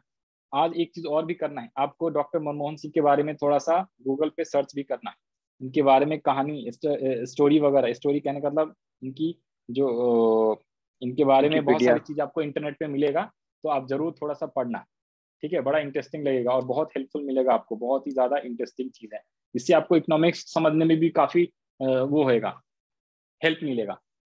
इकोनॉमिक पॉलिसी आपको पढ़ना है ना, देखो इकोनॉमिक्स में जब जाओगे ना, तो एक चीज बताओ, अभी चल रहा है 2021, राइट, हमारा कंट्री कब आजाद हुआ था बताओगे? 1947 में। हमारा it refers to all end of licence quota many, हाँ सही बात साकेत, वेरी वेरी गुड। तो मैं ये बात कर रहा था 1947 में हमारा कंट्री आजाद हुआ और आज है हम 2021 में, राइट। इसके बीच में एक ईयर आता है 1991, 1991 92 फाइनेंशियल ईयर बोलूं तो 91 92, और नॉर्मल बोलूं तो 1991। This year is very very important, because इसके पहले ना हम लोग बेसिकली क्या कर रहे थे, हम लोग, इसके बाद मिक्स इकोनॉमी है, इससे पहले ज्यादातर चीजें जो है ना हम लोग क्या कर रहे थे, हाँ जी बताओगे? एक होता है प्राइवेटाइजेशन, एक होता है मिक्स इकोनॉमी, उसके बाद कैपिटलिस्ट इकोनॉमी, और एक होता है सोशलिस्ट। तो हम लोग इसके पहले ज्यादातर चीजें सोशलिस्ट में थे, राइट, मतलब कि सारी काम मोस्टली जो है ना गवर्नमेंट के अंदर में सारे, यू कैन से सारे, आप क्या कह सकते हो, हाँ भाई, गवर्नमेंट के अंदर में होता था सारी चीजें, सारे सेक्टर्स कह सकते हो, most of the sectors government के कंट्रोल के अंदर था। लेकिन चलो 1991 में, हाँ जी आवाज नहीं आ रहा क्या? आ एक रही है बार भाई आवाज? टॉपिक का एक बार टॉपिक कंफर्म कर लो ना, आपको टॉपिक है या नहीं सिलेबस में? सूर्य को कौन सा डाउट है। टॉपिक? अच्छा सबको डाउट है क्या? सूर्य को डाउट है। अच्छा सुरभि अभी भी डाउट है आपको? ये लो ये दिखा देता हूँ भाई सुरभि, आप एक बार ये देख लो। देखो भाई सुरभि, जो डिलीट हुआ है ना टॉपिक, ये रहा यहाँ पे, कहाँ गया, ये रहा आपका, दो टॉपिक डिलीट हुआ है ना, लिखा हुआ है डीमोनेटाइजेशन और impact of government policy changes on business with special reference to liberalisation, privatisation and globalisation. तो impact of government policy changes on business, और यहाँ पे जब आप आओ, ओके ओके, यहाँ पे जब आओ, कहाँ गया ये वाला जो है ना, यहाँ पे आते हैं हम। देखो ये इकोनॉमिक इन्वायरमेंट इन इंडिया तो पढ़ना है, लेकिन इसके बाद जो है ना आपका, देखो यहाँ पे ये है आपका डीमोनेटाइजेशन, जो कि डिलीट हो गया है, और ये नीचे वाला जो है ये impact of government policy on business and industry. मैं उल्टा बोल रहा हूँ क्या? हम्म, एक सेकेंड, ये वाला डिलीट हुआ है क्या? एक बार कोई कंफर्म बताओ, हाँ जी कंफर्म बताना भाई, confirm Surabhi, are you confirm? Sir sample paper में लिखा है, ओके, अच्छा अच्छा सैंपल पेपर दिखाओ जरा, हाँ ये वाला जो यस सर, है हम कहाँ पिक गया? भेज दिए हैं, डिलीटेड है ये।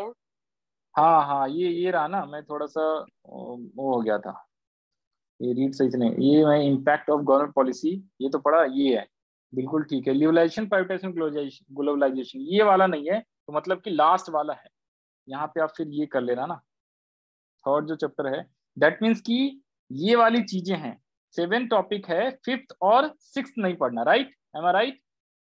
6 और 7 नहीं पढ़ना है नो आपको? सर, 5 सॉरी 6 7 5 तीनों 6 नहीं नहीं पढ़, पढ़ना है। अच्छा तीनों ये भी नहीं आ रहा है? पक्का? No are sir, you yes sure? Sir, yes पक्का सर, ना? चलो फिर यस तो सर, और यस मजे आ गए, फिर तो मैंने आपका जो ये चैप्टर कंप्लीट करा दिया। वैसे ये एलपी की बड़ा आसान था, कोई मुश्किल वाली बात नहीं, और ये इकोनॉमिक्स में पढ़ना है आपको तो वहां पे आप पढ़ सकते हो, पढ़ लेना।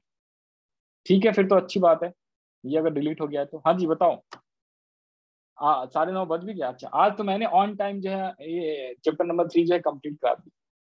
यस सर नो, जल्दी से बताओ। चलो एक दो चीजें और भी बता दो, 2-3 मिनट और दो, देखो जरा। ठीक है अच्छी बात है, डिलीट हो गया तो। ये एक छोटा सा नोट भी था, शॉर्ट नोट, वही बुक से ही, एनसीईआरटी की बुक से ही। इसमें आओ जरा, आपको एनसीईआरटी के कुछ क्वेश्चन दिखाता हूँ सबसे पहले तो आपको, बस थोड़ा सा, पूरा नहीं दिखाऊंगा। देखो हर चैप्टर्स के एंड में ना एनसीईआरटी का जितना भी चैप्टर्स है उसमें 5-5 एमसीक्यू है। अगर आप देखोगे तो वो 5-5 सभी चैप्टर्स के एमसीक्यू जरूर आप कर लेना लर्न, ठीक है, आंसर्स कर लेना। उसके अलावा भी बहुत सारे एमसीक्यू है, एमसीक्यू का भी चैप्टर वाइज जो है मैं आपको नोट्स प्रोवाइड करा दूंगा। तो उसमें 20, किसी में 30, किसी में 35 एमसीक्यूज हैं, उसको भी अच्छे से कर लेना आप, तो काफी हेल्प मिलेगा। ठीक है, तो जैसे कि देखो यहाँ पे क्या लिखा हुआ, अगर हमने ये चैप्टर पढ़ा बिजनेस एनवायरनमेंट, 4 टॉपिक हमने पढ़े थे, सर बताओ भी नोट्स बताओ कहाँ सभी पे लोग। प्रोवाइड आप किए हैं? क्या कह रहे हो? सर नोट्स कहाँ पे प्रोवाइड किए हैं? देखो मैंने वैसे ग्रुप में भेजा था, और बाकी देखो अगर आपको नोट्स खुद से भी डाउनलोड करना है ना, ये देखो टेलीग्राम, टेलीग्राम ग्रुप है हमारा।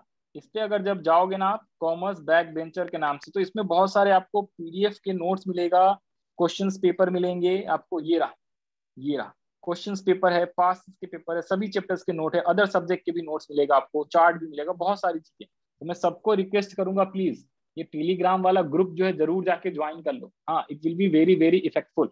इवन जब आप ग्रेजुएशन में चले जाओगे, बीबीए करोगे, एमबीए करोगे, तो भी आपको वहां पे इसमें जो है ग्रेजुएशन से रिलेटेड भी जो है ना टॉपिक्स वगैरह जो है इसमें शेयर करते रहते हैं। मैं भी करते रहता हूँ, और अदर टीचर्स भी इसमें करते रहते हैं हमारे, और भी दो चार कई सारे टीचर्स हैं, तो अदर अदर सब्जेक्ट के एक्सपर्ट हैं, वो ग्रेजुएशन लेवल के भी इसमें जो है ग्रुप में वो नोट्स वगैरह, लिंक वगैरह शेयर करते रहते हैं, तो ये काफी आपको हेल्पफुल होगा। एक तो ये बात। उसके अलावा हाँ, अगर आप सोशल मीडिया पे हमें फॉलो करना चाहो तो इस पे भी कर सकते हो फॉलो, कॉमर्स बैक बेंचर के नाम से हमारा जो है इंस्टाग्राम भी है, एफबी वाला पेज भी बना हुआ है, राइट, तो उस पे भी आप जो है अपने को फॉलो कर सकते हो। ये कहाँ चला गया भाई, इसको जरा, हाँ ये रहा, तो यहाँ से होता है ना, हाँ ये है, तो इस पे भी जाके आप फॉलो कर सकते हो। One more thing I must tell you कि हाँ जितने भी वीडियो लेक्चर्स हैं वो मैं कोशिश करता हूँ कुछ कुछ चीजें, इंपॉर्टेंट चीजें, रिविजनिंग क्लासेस जो है यूट्यूब पे मैं अपलोड करता चला जाता हूँ। तो एटलीस्ट जाके भाई, हाँ एक तो भैया 10-12 बच्चे जो भी हैं, एक तो सब्सक्राइब भी कर दोगे, मेरा सब्सक्राइबर कम है वो बढ़ जाएगा, चलो नहीं भी करोगे तो कोई बात नहीं, आप यहाँ पे जाके, ठीक है, सब्सक्राइब नहीं भी करोगे तो चलेगा, कोई इशू नहीं है। अगर आपको कोई भी चैप्टर्स का रिवीजन वगैरह करना है related to accounts, economics, business studies, right, तो आप इस चैनल पे जा सकते हो। एक तो अवधेश कुमार के नाम से, कॉमर्स बैक बेंचर के नाम से भी है, बट 12th क्लास के सारी वीडियो जो है मैं इस वाले चैनल पे अपलोड करता हूँ। यहाँ पे आपको बहुत सारे सब्जेक्ट के, अदर अदर सब्जेक्ट के भी जो है वीडियोज वगैरह जो है मिल जाएगा। कैश फ्लो हो गया, फाइनेंशियल मार्केट है, फाइनेंशियल मैनेजमेंट है, शेयर कैपिटल है, अकाउंटिंग रेशियोज है, और अभी तो ये सब थोड़े पुराने हैं, बट और भी बढ़िया बढ़िया लेक्चर जो है ना मैं जो है बहुत ही जल्द इस पे अपलोड करने वाला हूँ, चैप्टर वाइज रिवीजन। तो यहाँ पे भी आपको काफी हेल्प मिलेगा। और जो भी लोग वीडियो देखेगा प्लीज लाइक या डिसलाइक जरूर करना है, अगर पसंद ना आए तो डिसलाइक कर दो, अगर पसंद आए तो लाइक जरूर करना है, चाहे सब्सक्राइब करो या ना करो, अगर कर दोगे that will be very very thankful to you. ठीक है, तो ये काम जरूर करना है। तो मैं जितनी भी अभी जो लेक्चर्स ले रहा हूँ ना, जिसका छूट जाए या कभी दोबारा से आपको रिवीजन करना हो, तो आप यूट्यूब पे जाके, ठीक है ना, आप रिवाइज कर सकते हो, 2 बार 3 बार इस वीडियो को देख सकते हो। जब भी आपको टाइम मिले ना, आप फास्ट फॉरवर्ड का भी ऑप्शन होता है उस पर, स्पीड बढ़ाने का, 1.5, 1.25, 1.75 और इवन 2 का भी स्पीड होता है, डबल स्पीड। तो स्पीड आप बढ़ा के भी 1.5 घंटे की क्लास 45 मिनट्स में, 1 आवर्स में रिवीजन कर लोगे। 2-3 बार आप ये वीडियो देखोगे ना, तो आपको कॉन्फिडेंस ज्यादा आ जाएगा, बहुत सारे कॉन्फिडेंस। और मैं बहुत जल्द जो है ना क्वेश्चन आंसर, केस स्टडी वाले भी वीडियो जो है अपलोड करने वाला हूँ इस पे, तो आपको उसका भी नोटिफिकेशन मिलता रहेगा। तो it will be very very helpful to all of you. तो इसलिए जो है हाँ जी, ये क्या है सर, सैंपल पेपर में लिखा है फॉलो बैक मिलेगा सर। फॉलो बैक मैं समझा नहीं, फॉलो बैक क्या सुधी? सैंपल पेपर ये तो हो गया सॉल्व, फॉलो बैक मिलेगा सर ये क्या, इसका मतलब समझा नहीं भाई सुधी, बताना दोबारा क्या कहना चाहते हो।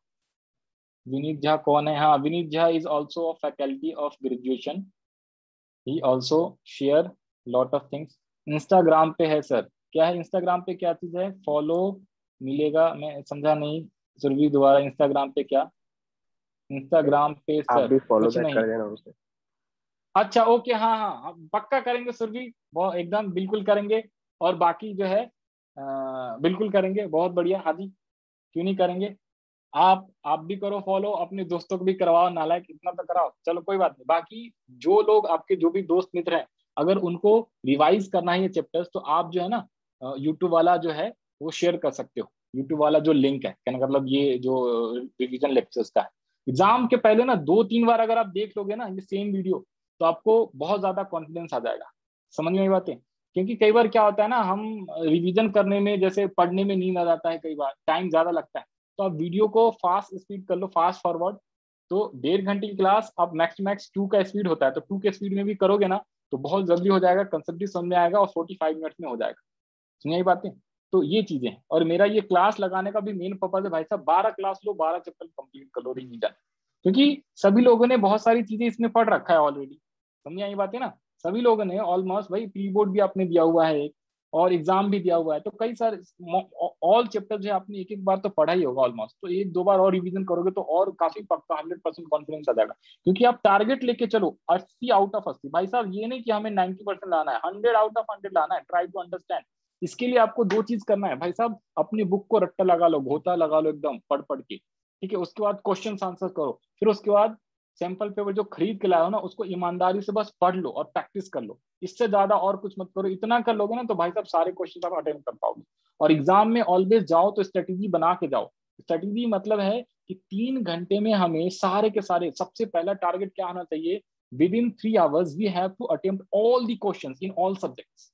क्योंकि अगर भाई साहब आप ये सोच के जाओगे ना कि अरे 34 क्वेश्चंस आएंगे बीएसटी में, तो चलो 2-4 तो आएगा नहीं, 2-4 तो मैं भूल जाऊंगी, कई बार केस टफ आ जाएगा तो हम नहीं कर पाएंगे, राइट। ऐसा सोच के मत जाना भाई साहब, सोच के ये जाओ कि भाई साहब केस स्टडी जो होएगा 1 पेज का, आधे पेज का, भाई उसमें से कुछ तो समझ में आएगा, तो कुछ ना कुछ तो आंसर जरूर लिखोगे। इतनी बीएसटी पढ़े हो पूरा का पूरा बुक, तो भाई साहब कुछ तो आपको समझ में आएगा, कुछ तो लिखोगे। कहने का मतलब कि एक भी क्वेश्चन का आंसर छोड़ना नहीं है, क्योंकि जहां पे भी आप क्वेश्चन छोड़ के आओगे ना तो पूरा का पूरा 0 नंबर हुआ, उसमें आपको एक भी 5 नंबर का सवाल अगर आप छोड़ के आ गए तो भाई साहब 95 ही आएगा, कभी भी 95 से ज्यादा नहीं आएगा। अगर कुछ ना कुछ आप लिखोगे अपने आंसर शीट पे तभी तो आपको मार्क्स देगा ना एग्जामिनर। अगर सारे क्वेश्चन अटेम्प्ट करो, चाहे गलत हो चाहे कुछ भी हो, कुछ ना कुछ तो आता है, इंग्लिश तो लिखने आता है, बोलो हाँ या ना, जल्दी से रिप्लाई करो। तो आप हमेशा ये टारगेट लेके चलो कि 3 आवर्स का जो पेपर होता है उसके अंदर सारे क्वेश्चन आपको अटेम्प्ट करना है। सभी सब्जेक्ट की बात कर रहा हूँ, सिर्फ बिजनेस स्टडी की बात नहीं कर रहा हूँ। और जो प्रैक्टिकल सब्जेक्ट है, और किसी के पास अगर मैथमेटिक्स है या अकाउंट्स है, तो उसके अंदर कई बार बच्चे कंप्लेन करते हैं कि सर 3 घंटा का टाइम जो है सफिशिएंट नहीं होता, तो उसके लिए आपको प्रैक्टिस करना पड़ेगा एडवांस में। आपको स्ट्रेटेजी लगाना पड़ेगा कि which question we have to solve first. सबसे पहली बात तो मैं बता दूं, सभी बच्चों को ध्यान दो, बड़ा इंपॉर्टेंट पॉइंट बताने वाला, ध्यान से कंसंट्रेशन चाहिए मेरे को, फोकस करो 2 मिनट। सभी सब्जेक्ट में आप सबसे पहले जो है ना 20 के 20 एमसीक्यू अटेम्प्ट करना। कोई सा भी सब्जेक्ट हो, ये नहीं कि 6 नंबर वाला है पहले करेंगे 5, नहीं भाई नहीं, दैट इज रॉन्ग स्ट्रेटेजी। मैं बता रहा हूँ इसका बहुत बड़ा फायदा होता है एग्जाम में, क्योंकि 20 क्वेश्चन जो एमसीक्यू वाले हैं, अगर कोई नहीं भी आ रहा ना तो 2 लाइन में तो आंसर लिखना होता है, उसका 2 लाइन वहां पे छोड़ दो। सबसे पहले 1 से 20 नंबर के क्वेश्चन आपको अटेम्प्ट करने, क्योंकि अगर 30 या 34 क्वेश्चन होते हैं ना, तो जब आप 20 क्वेश्चन कर लोगे ना स्टार्टिंग में ना, तो आपके साइकोलॉजिकल माइंड में ये इफेक्ट रहता है कि भाई अब तो मुझे सिर्फ और सिर्फ 24 क्वेश्चन ही करने हैं, 24 नहीं 14 ही क्वेश्चंस करने हैं, और 14 क्वेश्चन के लिए भी उनके पास बहुत टाइम। लेकिन जब आप फर्स्ट क्वेश्चंस बड़े वाले करोगे पीछे से, तो 2-3-5-5 नंबर के करोगे ना, तो 1 आध घंटा जब बीत जाएगा तो फिर आपका स्ट्रेस बच जाता है। स्ट्रेस जो है बढ़ने लगेगा कि अरे अभी मैंने 3 ही क्वेश्चन करे 2 घंटे में, अभी पूरा मेरे को पेपर सॉल्व करना है, तो वहीं पे फिर गलती होना स्टार्ट हो जाता है, फिर छूटना स्टार्ट हो जाता है, फिर हैंडराइटिंग भी खराब होना स्टार्ट हो जाता है। इसलिए फर्स्ट आप कसम खा लो मेरे साथ साथ, सभी लोग प्लीज कसम खा लो मेरे साथ साथ, कि सभी सब्जेक्ट में अपने एग्जाम में सबसे पहले 20 के 20 एमसीक्यू करोगे। यस और नो, जल्दी से बताओ हाँ या ना, क्विकली बताओ, रिप्लाई करो। साकिब हाँ ओके, वेरी गुड। आलोक, बाकी भी रिप्लाई करो, कोई नालायक। Okay sir. सुरभि, ये आप जरूर फॉलो करो, एक बार फॉलो करके देखो कीबोर्ड में, फिर आपको ये चीजें का बहुत ज्यादा एडवांटेज होगा। फिर मैं आपको ये भी बताऊंगा कभी क्लासेस में कि आंसर शीट को कैसे लिखना है, अपना आंसर जो है किस हिसाब से प्रेजेंट करना है आपको आंसर शीट में, उसका भी काफी इफेक्ट होता है। 10% मार्क्स का डिफरेंस होता है बच्चों को। या जो सबसे पहले 5 क्वेश्चन में करा दूं, ये एनसीईआरटी का है। Number 1, which of the following does not characteristics of business environment. बताओ भाई बिजनेस एनवायरनमेंट कैसा होता था, याद है बिजनेस एनवायरनमेंट का? क्या होता था? हाँ जी, डिस्टर्ब सी होता था, जिसमें बी साइलेंट होता था, याद है? तो उसमें से कौन सा नहीं है? क्या बिजनेस एनवायरनमेंट अनसर्टेनिटी होता था, एम्प्लॉयज होता था, रिलेटिविलिटी होता था, कॉम्प्लेक्सिटी होता था? कौन सा इसमें आंसर करेक्ट होएगा? बताओ भी बताओ, जल्दी से रिप्लाई करो। फर्स्ट क्वेश्चन है कि विच of the following does not a characteristics, इसमें से कौन सा बिजनेस एनवायरनमेंट का कैरेक्टरिस्टिक्स नहीं है? Very very good Surabhi, employees, बहुत बढ़िया, सही जवाब इज एम्प्लॉय। सेकंड क्वेश्चन पे आओ, सेकंड क्वेश्चन पे आओ। सेकंड क्वेश्चन क्या है? विच of the following best indicates the importance of business environment? बताओ, इंपॉर्टेंस ऑफ बिजनेस एनवायरनमेंट के बारे में बोला है, कौन सा होता है? Identification, improvement in performance, coping with rapid changes, all of them. कौन सा आंसर होगा सही? जल्दी से बताओ कौन सा आंसर, सेकंड क्वेश्चन का आंसर कौन सा है सही? नालायक, इसमें कौन सा होगा? ऑल ऑफ द अबव होना चाहिए, सोच के बताओ, ऑल ऑफ द अबव होगा कि नहीं होगा? Pallavi C, all of the above Pallavi, हाँ, सिर्फ कोपिंग विद नहीं। हाँ जी, ये भी पढ़ लेना, राइट। इसके बाद आ जाओ the question number third, which of the following is an example of social, oh my god, social environment का एग्जांपल कौन है? Money supply in economy, consumer protection act, the constitution of country, D आगे क्या लिखा है? Composition of family. कौन सा होगा बताओ? ये सारे सारे लॉज हैं, राइट ना। सोशल एनवायरनमेंट में कौन से आएंगे? सोसाइटी का बताओ भाई, सोशल में कौन सा? किसने बोला है? नहीं, आगे का बताओ। हाँ, सोसाइटी में कौन सा आएगा? सोशल एनवायरनमेंट कौन से? जल्दी बताओ। क्या मनी सप्लाई इन इकोनॉमी आएगा? वो तो इकोनॉमिक में आएगा। कंज्यूमर प्रोटेक्शन आएगा क्या? क्या कॉन्स्टिट्यूशन ऑफ कंट्री आएगा क्या? क्या कॉम्पोजिशन ऑफ फैमिली आएगा? जल्दी से बताओ भाई, कौन जवाब देगा? हाँ जी, किसी का अभी तक जवाब नहीं आया, बोलो भाई बोलो। आइडिया नहीं है उसका, सोच के बताओ। May be composition of family, may be composition of family, एकदम सही जवाब, बहुत बढ़िया। हाँ जी, फैमिली लोग कहाँ रहते हैं? सोसाइटी में ही तो रहते भाई साहब। कंज्यूमर प्रोटेक्शन नहीं साकेत, कॉम्पोजिशन ऑफ फैमिली, क्योंकि फैमिली लोग कहाँ पे रहते हैं? सोसाइटी में। सर मैंने बोला था डी, अच्छा ओके ठीक है, इसी का डी ऑप्शन बोला था, मेरे को लगा ऊपर वाले का था। चलो वेरी गुड। फोर्थ ऑप्शन देखो, लिबरलाइजेशन, तो ये आना नहीं है, इसको छोड़ दो, ठीक है। फिफ्थ, एक लास्ट क्वेश्चन है fifth, which of the following does not explain impact of government policy? Government policy के बारे में बोला है, changes on business and industry. जो गवर्नमेंट पॉलिसी का इम्पैक्ट, जो गवर्नमेंट पॉलिसी चेंजेस जो है बिजनेस पे इम्पैक्ट नहीं करेगा। More demanding customer, increasing the competition, change in agriculture prices, market orientation. तो इसका कौन सा जवाब होगा? जल्दी से बताओ। हाँ भाई,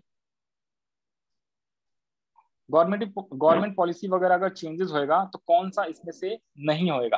किस पे इम्पैक्ट नहीं होएगा? Change in agricultures, okay. और कोई यहाँ पे वैसे आंसर लिखा हुआ भी है, चेंजिंग इसमें से भी आप एग्रीकल्चर, पढ़ सकते हो। चेंज इन ठीक है जी, एग्रीकल्चर प्राइसेस। सही है, वेरी गुड। चलो ये था। इसके बाद एनसीईआरटी के कुछ क्वेश्चंस हैं, वो भी आप जरूर, उसका भी आप सॉल्यूशन वगैरह रीड करके जरूर जाना, ठीक है ना। कई बार उसके भी क्वेश्चन आ सकते हैं, ऐसी बात नहीं है। What do you understand by business environment? Business environment का मतलब क्या होता है, आप आंसर लिख सकते हो।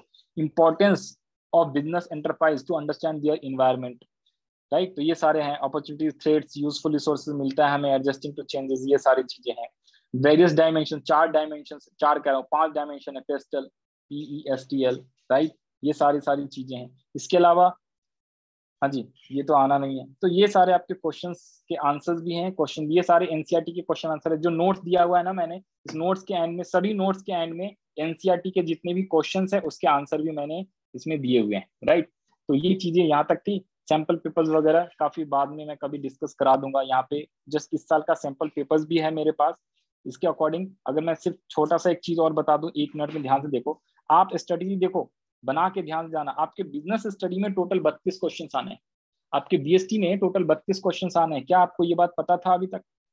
हाँ, किसको किसको नहीं? 32 34 होगा, 34 होगा, 34 क्वेश्चन आने हैं आपके बीएसटी में। और आपको ये भी पता ना चाहिए, स्ट्रेटेजी ऐसे लगाना है, समझ में आ रही बात है कैसे? उसके अलावा 1 नंबर वाले, 2 नंबर वाले, 3 नंबर, 4 नंबर, 5 नंबर, 6 नंबर, कौन से क्वेश्चंस आपके एग्जाम में आने वाले हैं बताओ जरा। 1 नंबर वाले भी आएगा, 3 नंबर वाले भी आएगा, 4 नंबर, 5 और 6 नंबर वाले भी आपके एग्जाम में क्वेश्चन आने वाले हैं। क्या आपको ये बात पता था या नहीं था? जल्दी से बताओ, हाँ या ना। इसमें भी कौन कौन से, इसमें भी आप ये चीज ध्यान से पढ़ना कि भाई साहब कौन कौन सा क्वेश्चंस कितने कितने नंबर का आएगा। ये सारी चीजें आपको पहले प्लानिंग करना है in each and every subject. ये चीजें जनरली कोई पढ़ता नहीं है प्लीज। जो 90% वाले, 100% वाले जो बच्चे होते हैं ना, वो ये सारी चीज प्लान करके जाते हैं पहले से, जो आप लोग नहीं कर पाते हो। क्या कि भाई साहब 1 नंबर वाले 20 क्वेश्चन आएंगे, 3 नंबर वाले कितने क्वेश्चन आएंगे?